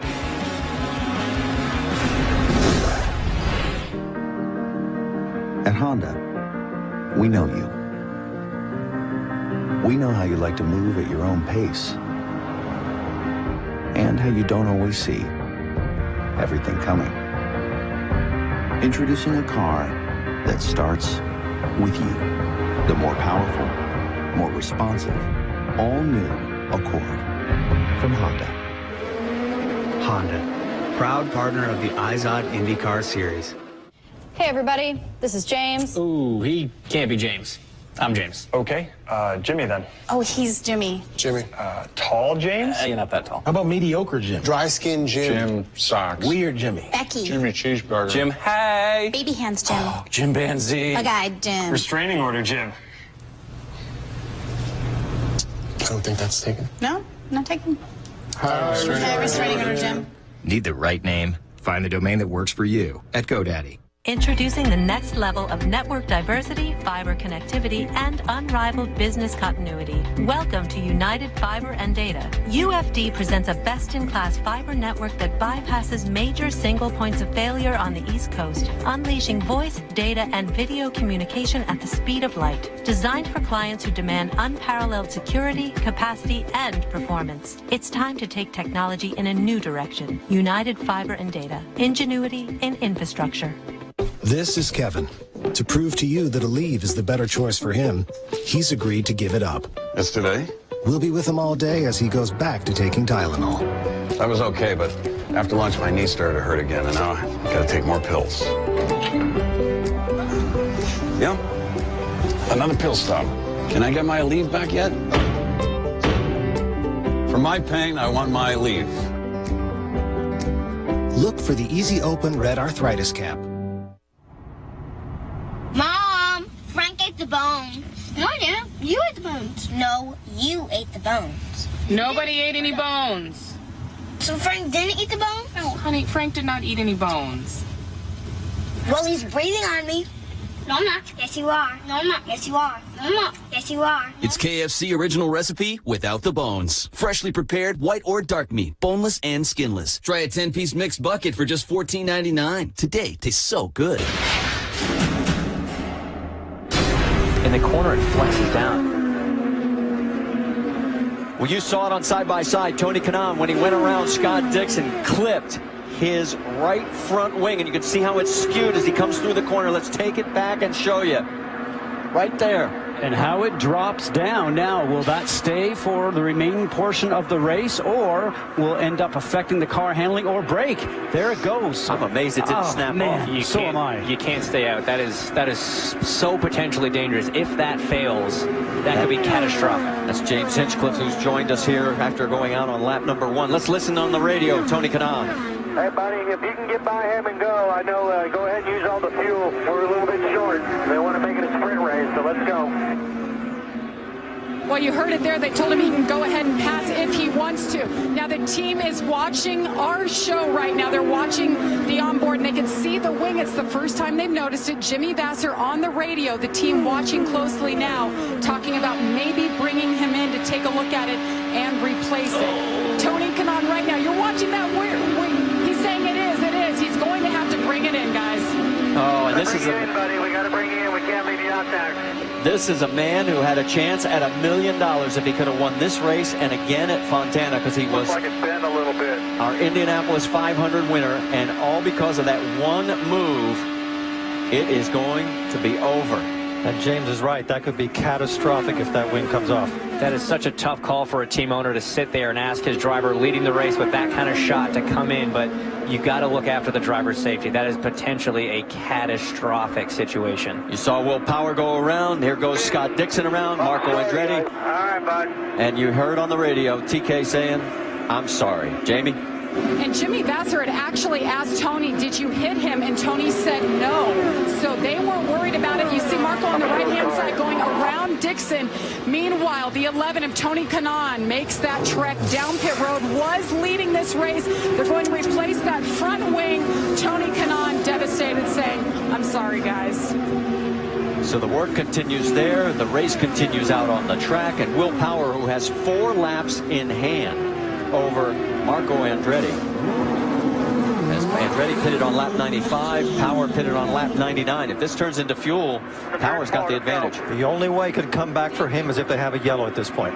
Well, he's going to lose a lap. Remember, this was underneath green. If they had to have a yellow stop, that might have helped him a little bit, but this is unfortunate. And here comes Will Power, and that will put Tony a lap down. Now he'll have fresher tires.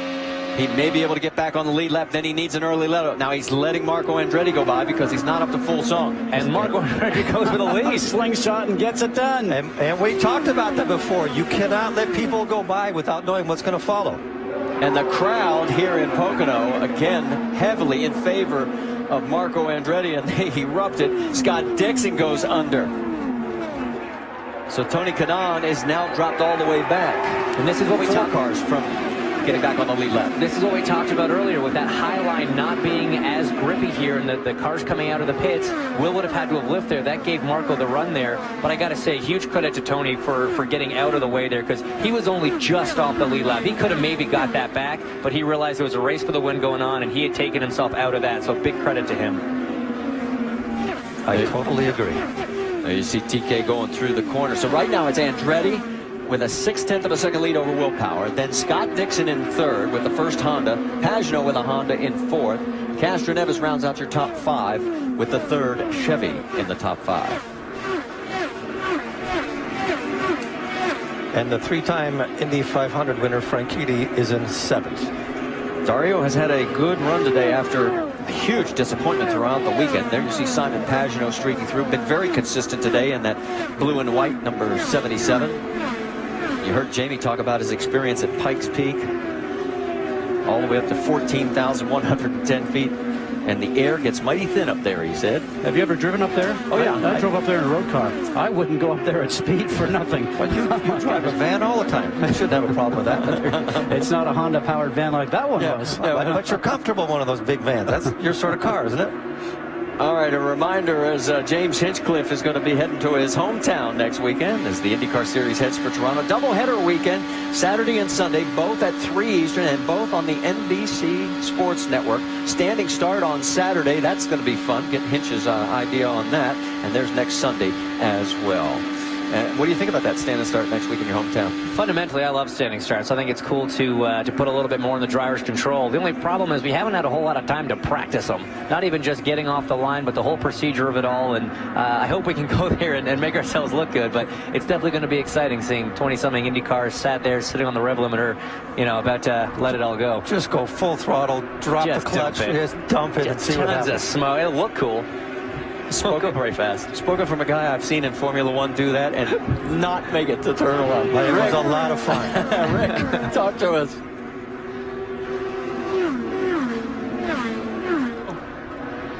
They've been talking to Marco about the fuel, making the point that he's got to be careful out there. This is going to reach a point with this race where they've got to stretch it as far as they possibly can. He's got about another 10 laps or so on fuel if he goes the normal pace, which wouldn't be enough to make it the rest of the way, all the way with just that stop. So they might have to do another one if they're not careful. So he's got to stretch this fuel out as far as he possibly can. So, Scott, the options they have now for running on fuel settings are getting more limited. They're going to have to make it to that next window, otherwise have to stop again. Well, if he's doing 10 laps, I'm calculating probably just about 3 or 4 laps short. But as you know, James, and you can tell it's better than anything, you can turn around and change that and get better fuel mileage. It's going to be an interesting feat to see if you can get that done. It is interesting, but there's only so much you can do in the long laps here, make it harder. Well, James Hinchcliffe, thanks for taking the time to talk to us. I know this is not where you wanted to spend your Sunday afternoon. Nothing personal. Good luck next week in Toronto. Marco Andretti out in front. He's led 15 races since the start of 2010. 12 have been on the ovals. He's led 83 laps today. Can he win in his home track? The race is on at Pocono. That is the margin between first, second, third, fourth, and fifth, as you have got Marco Andretti hanging on against Will Power. And then in third is Scott Dixon. Pagenaud in fourth. Helio Castroneves, the points leader, in fifth. And there may be something going on in that 25 car because the team has control of our onboard cameras and they need to save power. They have disconnected our onboard camera. So we don't know for sure, but right now, he's got more than one power issue. The other one's right behind him. He's got Will Power behind him, and he's got an electrical power issue because it definitely isn't an engine issue. And how about Scott Dixon leading the Honda contingent with Simon Pagenaud right behind him in third and fourth? And look at, here we go. I don't think so. I think he just wants to make him. I think he's aggravating him. I think so. This is a bicycle race. Make the guy in front do all the work and just let him burn as much fuel as he can, and you get the advantage at the end. Or is he letting him know that I can go past you? And the thing. Take the fuel. Yeah. 4.6. That's it. 4.6. Now he needs 4.6. And you know, 4.2 is what these guys were telling me that they could do. 4.3 in a stretch. If you're asking for a 4.6, there's no tanker refueling your tank from up above. Every lap that you do, you have less and less options on ways to pick up fuel. Yeah, but look at here right now. Power's in front, Dixon's in second, and Marco's going is back in to third. So the issues continue for Marco Andretti, leading laps in all these races, but not getting the win as of yet. He's not out of this one, but it's not looking as good as it did just a few laps ago. Now, Will Power also trying to get a win on the oval for the first time since Texas in that race number 2 when they did the double headers. Rick, you've got more? Well, an interesting thing happened earlier in the race. Remember when they had the problem with Ryan Hunter-Reay? Will Power was just about to pit, but he couldn't because they closed the pits. As a result, he was forced to stay out, go a little bit longer. He didn't have to come in for a splash for fuel. As a result, he came in 4 laps later on his last pit stop than Marco Andretti. He can go just a little bit farther. The question is it far enough? Well, and the guy right behind him, Scott Dixon, came in at lap 100. Power pitted on lap 99. So those two getting the best fuel mileage. Then it was lap 95 for third place Marco Andretti, as you can see in our screen. And then on the far right of your screen, that is Simon Pagenaud in 4th. I think the magical number, Scott, that you have to get to is 30 laps to go. If you get to 30 laps to go, you go full power, and you just drive it like you stole it. And so for Dixon, then, he should be able to go to lap 130 and then just take that next fuel stop and make it to the end. But we have to see the downforce level on these cars and what type of fuel mileage. Good job. Keep moving forward if you can. About 6 or 7 more laps till we pit. Rob Edwards to Simon Pagenaud, just saying few more laps. Yeah. Charlie Kimball makes the move and takes the position. So Charlie Kimball, who has been lurking in the middle of the field most of the day, all of a sudden coming to life. But he's been quick the whole time that we've been here. The first day of practice, he was leading the speeds at one point. Kimball in that number 83, his best finish was at Detroit, where he had a 7th, then a 4th earlier in the year at Barber on the road courses. Last time out, he was 12th. As let's get an update from Vince. Well, and he's had a little bit more understeer this run than what he's had before. But as you said, Marty, he has certainly been making his way toward the front a little bit at a time. Each run seems to be going a little bit better. They worked on race setup almost exclusively during practice and testing here, and it's paying off for him today. We've got the telemetry on him. You saw him working between 5th and 6th gear. As there he is, trying to track down Marco Andretti. And he had understeer through that turn because he had understeer by himself, and when he got behind traffic, he really had to lift. So we'll have to see if that's going to be a continuous problem for him. That will just kill his speed coming out of the turn, and then he'll have people passing him going down the straight. Now, we were looking at Kimball and Pagenaud's 3 laps behind Kimball as far as the fuel numbers are concerned. So he's probably got the fuel trim back even further, making less horsepower, and that's probably why he got passed down the straight so easily from Charlie. When you have understeer, you can always push the car harder. When the car is loose, you reach that limit and you can't overstep it. And at this point in the race, everybody's a little bit tired, the track is a little bit greasy. It's often more comfortable to have a little bit of push inside of the car, and he is definitely making use of that. Honda's, we have a Chevy, Honda for the first 4. You know, and as Marco Andretti done something smart here by sitting back in traffic, turning back the fuel knob, making some fuel mileage, because he was going to have to come in for a 2-lap splash. And here he is, he's in the pits. So now, with 34 laps to go, Rick, this is outside what we've seen as far as some of these teams being able to go.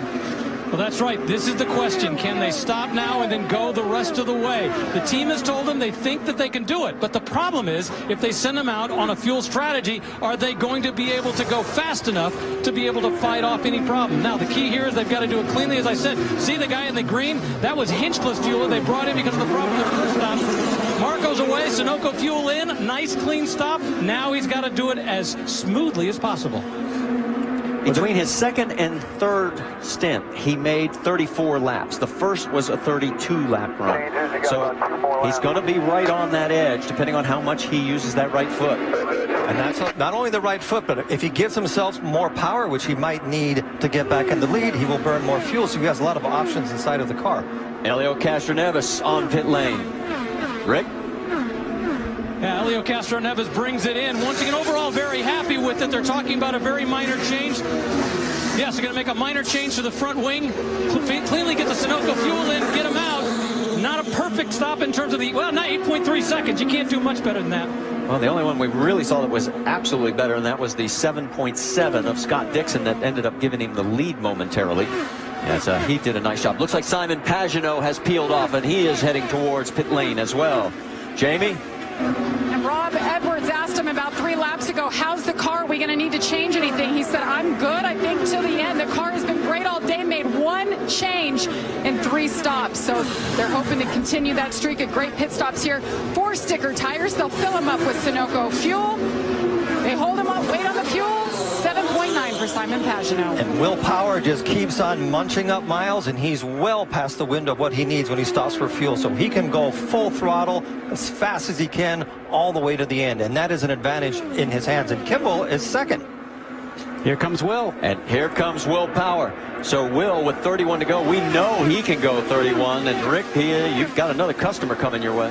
Yeah, Will Power yesterday morning had problems in the very first session. Got very few laps in, but it has gone so much smoother this time than it did yesterday. Now they're going to bring him in. The plan is to do no changes at all. The goal here to do it as quickly and cleanly as possible, keeping an eye on each of the 4 tires. A typical Penske stop. All the tires are on, waiting for the Sunoco fuel. They got it. He's gone. Ed Carpenter also making a stop there, as is Justin Wilson further back. As Simona Di Silvestro also coming off of pit road as well. Now Will has got to make up all the time he can on those cold tires, and it's really difficult, Marty, when you go out the pits to go through that turn 1 as fast as you can, because every foot makes a difference. So there is Charlie Kimball, as he is now shown as your race leader, as he is out in front. It's been 31 laps since he last pitted. There is Marco Andretti, Simon Pagenaud, and it looks like Scott Dixon is in. Rick. That's right, Scott Dixon once again having changed that engine. His goal is to make it nice and smooth the whole way. One of the keys for them not to be caught up in traffic this whole race, so that they can smoothly get around each lap, and it's worked for him so far. 29 laps to go. You see that Dixon gets out in front of this group that's heading down the front straightaway. Dixon has got to go as fast as he can and not even lose half a foot, because he's right back in the front of the group again. Kimball and Franchitti are in. Vince? It's been a great effort for Charlie Kimball so far today. No changes on the car. Now they make a late change.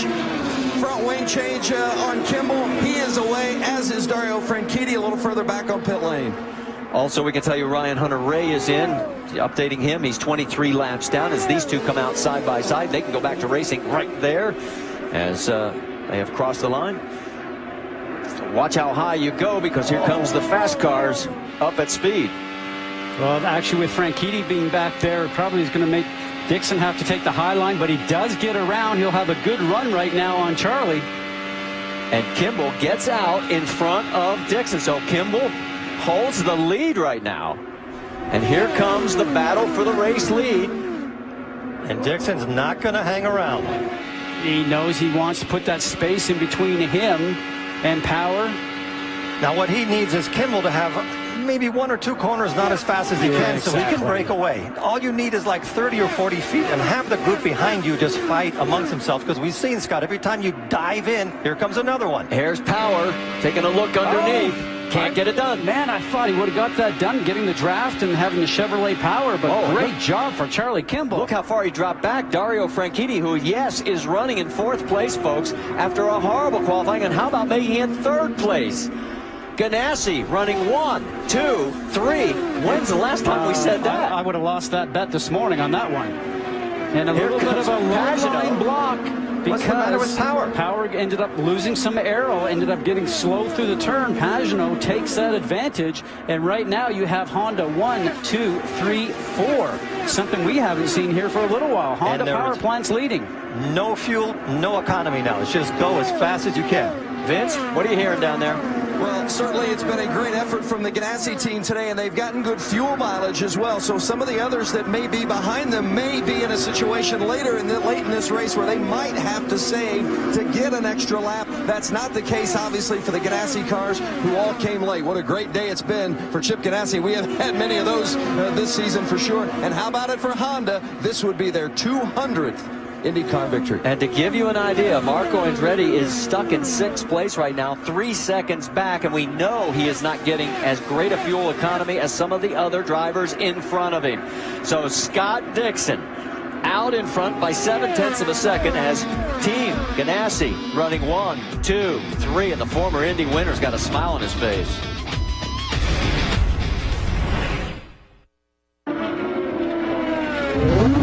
Inside yours. Keep pushing here, bud. Now turn 4, spotter. Turn 4's clear. Streaming 4-in-1 mosaic. Inside. Don't push the fast left. Be smart here. Live pit crew chatter. Riding shotgun from green flag to checkered. That's powerful. Download IndyCar 13 now, only from Verizon. So this is Jessica. She's never ordered anything but pizza from Domino's. We know trying new things can be scary, so tell you what, if you try one of these, I'll try something that scares me too. All right, then I'm gonna try this sandwich. Nice. So what will I try? You ready? Huh? Get out of your comfort zone. Order our sandwiches, pastas, stuffed cheesy breads, or chicken. Choose any two, including medium 2-topping pizzas for just $5.99 each.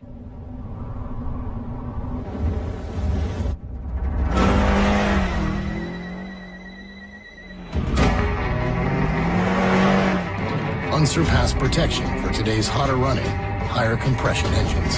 Valvoline with next-gen technology. Made with 50% recycled motor oil. Finally, performance meets environment. We'll make a tree hugger out of you yet.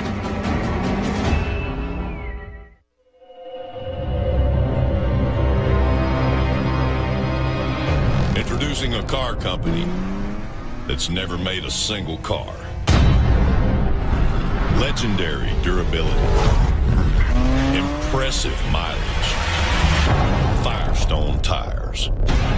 So unstrap the saddle, as these old stallions are ready to run.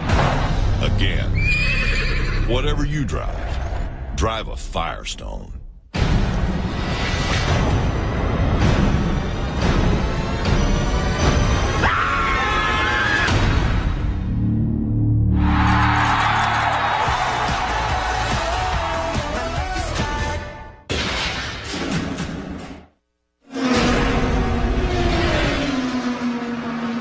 IndyCar Series racing at Pocono Raceway, late stages of the race, lap 138 of 160, and Chip Ganassi has cars running first, second, and third.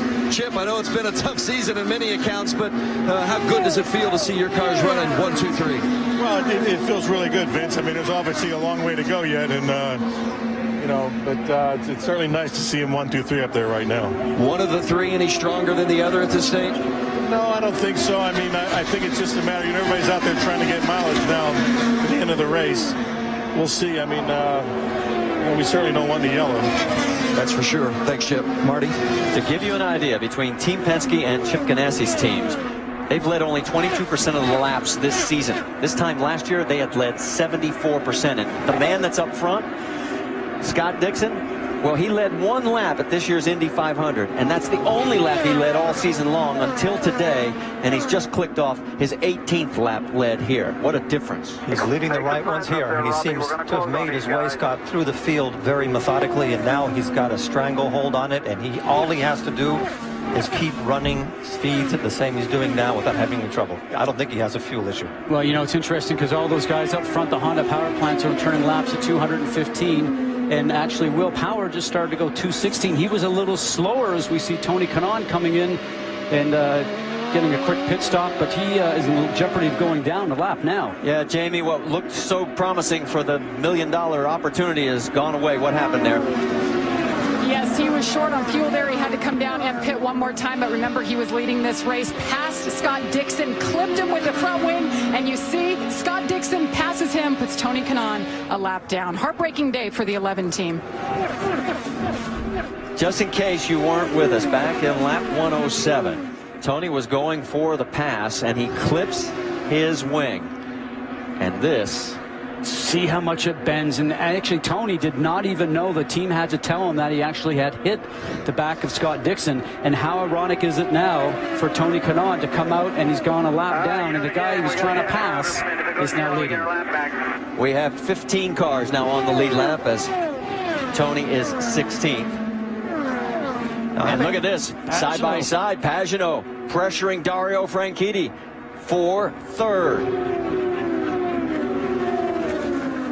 Interesting to hear Chip Ganassi say we do not want to see a yellow. The reason he says that is because the Chevys, who don't look like they're going to be able to do great fuel mileage right now, if underneath a yellow and a restart, we believe Chevy would have a little bit more power than the Hondas, and then it would be a race of horsepower. Last lap, Marco Andretti was the fastest, but he is running in 6th, 3.5 seconds back. Only thing that could save him is everybody else runs out of fuel, because I think he's too far back, and it's just doesn't have that speed at this point in the race to be able to pass all these cars. They're all doing, like Scott said, 215, 216. I think he's still fuel trimmed back because, you know, he still had to stop well before the other guys, and I think he's trying to make the race without having to stop one more time for a splash of fuel. Well, you will not beat anybody the way Scott Dixon can save fuel. As you heard, if you were with us when James Hinchcliffe joined us, he is considered the master at what they call making fuel.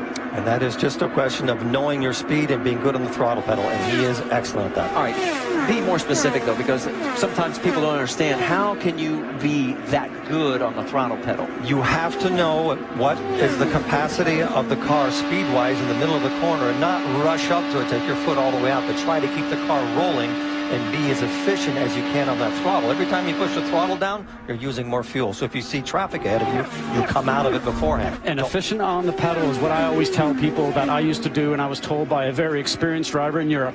Squeeze the pedal as if you had a hard-boiled egg in between your foot and the pedal, and you don't want to crack the outside of the egg.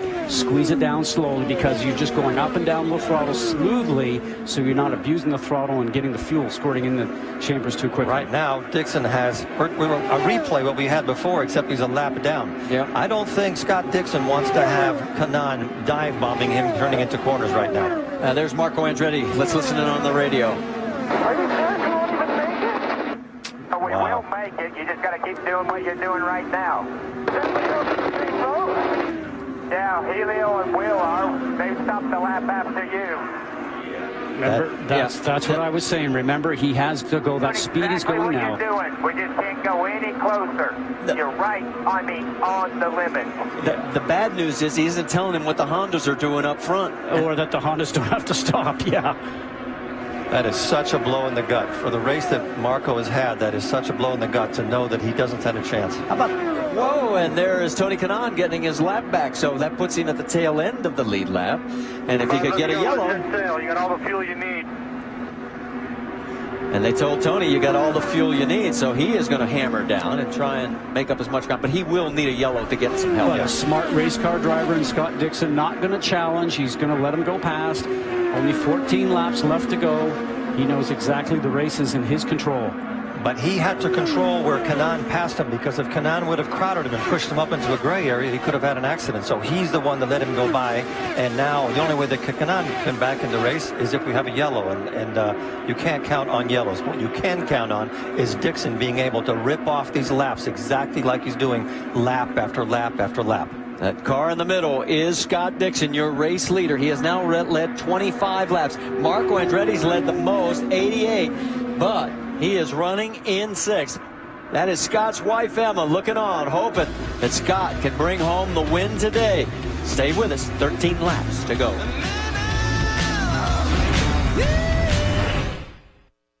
Woo!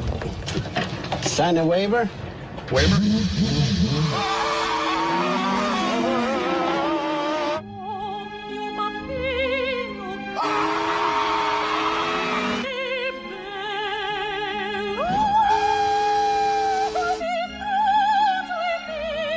Two seats, one for you and one for racing legend Mario Andretti. The fastest seat in sports sweepstakes. Enter for a chance to start an IZOD IndyCar Series race at shophonda.com.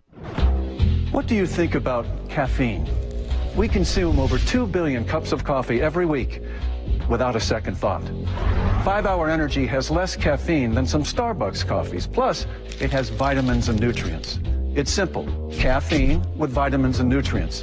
It's the combination that makes it so great. Before you make a decision, get the facts. Try a sip and find out why so many people love 5-Hour Energy.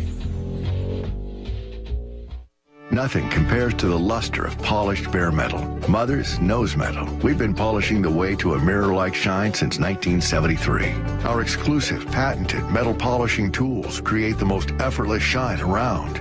Together with our legendary metal polishes, they instantly buff away dulling oxidation, restoring brilliance, even in difficult-to-polish areas. Polish better, smarter, and faster with Mother's Powerball, Powerball Mini, and Power Cone. With our Name Your Price tool, people pick a price and we help them find a policy that works for them. Also, we've been working on something very special. One day, the world, no, the universe, will have the pricing power they deserve.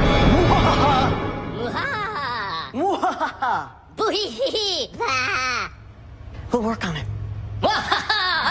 Stopping at nothing to help you save. Man, you've tortured your face enough. End the face torture. New Dove Men Plus Care Face Lotion hydrates skin to keep it looking good.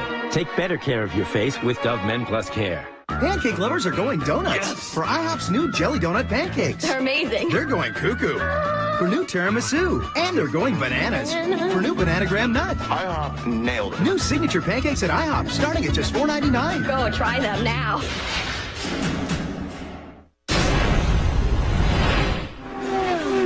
You saw it on side-by-side, Marco Andretti, as Scott Dixon continues to lead laps. Andretti has slipped all the way back to 9th because he has to save fuel. He's had to get out of the throttle. And what was so promising a day has now turned into potentially another disappointment for 26-year-old Marco. But right now, Scott Dixon may be having his best day of the 2013 season.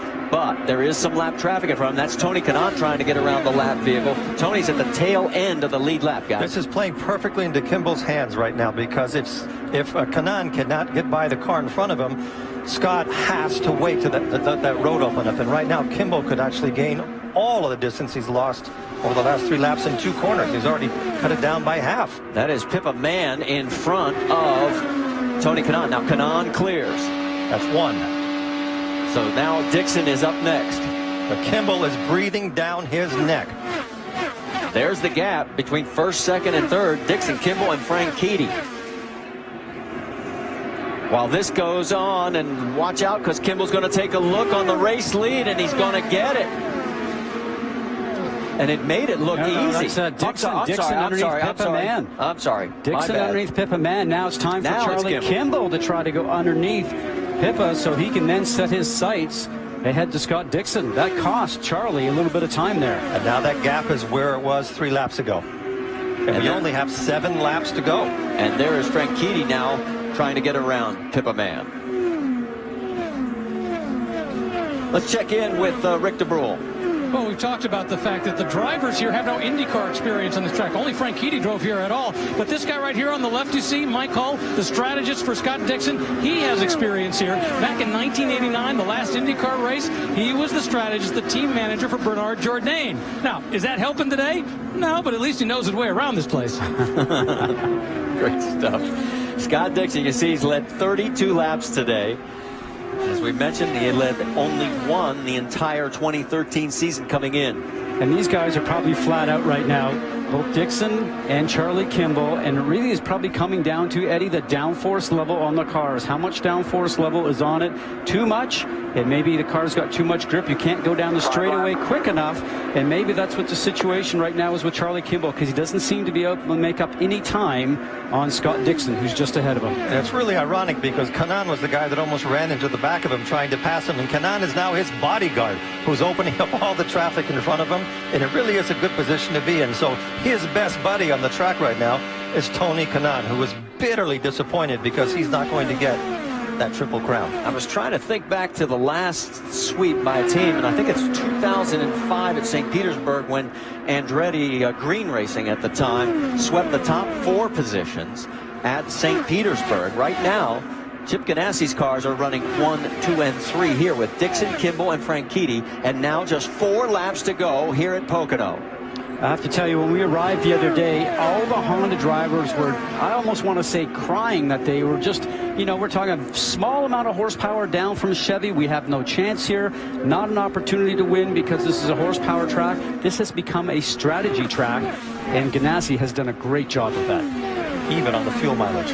They played it perfectly. And our crack statistician Russ Thompson has pointed out to me 2011 at Sonoma, Team Penske went 1, 2, 3. So those are the last 2 times that it has happened, back in 05 and 2011. And right now, here's what the points would look like. Castroneves with 25 in hand over Hunter-Reay. And basically Marco's right back where he started this race. And at 53,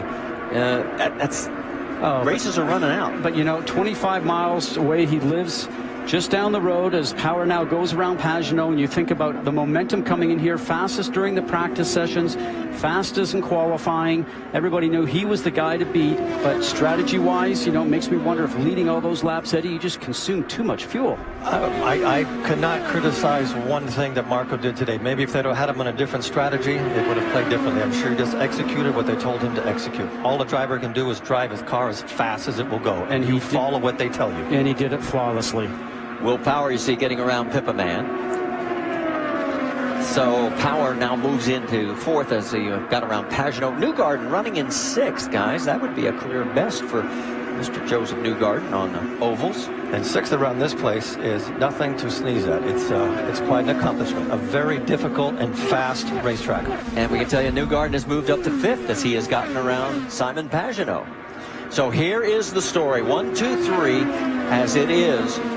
Chip Ganassi's cars 1st, 2nd, and 3rd.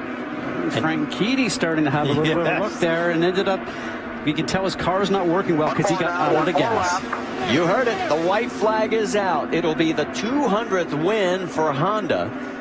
And it's going to be a sweep for Honda in the top 3 spots unless something drastic happens in this last lap. And we'll have another new winner for the year. That'll be 8 different winners in 11 races. Look at Emma. She is thrilled, and rightfully so. And Ganassi is back on the map. This has definitely got to be a boost. Yeah, because right now Dixon's having problems because Cannon's just up ahead. He's probably getting disturbed air. Can't keep the momentum in the turns. Well, they're coming down to the wire, and here it is. Checkered flag is out for the 30th time in his career. Scott Dixon gets the win. Kimball 2nd. Franchitti completes the sweep, and the celebration begins. Congratulations to Honda on their 200th victory in IndyCar racing. How about Ganassi not only getting his first win, but the first time he gets a win, he has all 3 cars on the podium. And I remember talking to Barry Wanzer yesterday, and he was telling you and me, Eddie, that this team has not gotten down. We're not beating each other up. We're supporting each other, and we're going to turn it around. And they just did. And did they ever? And I'm sure there's a big smile on Chip Ganassi's face right now because he's got his season right back on track.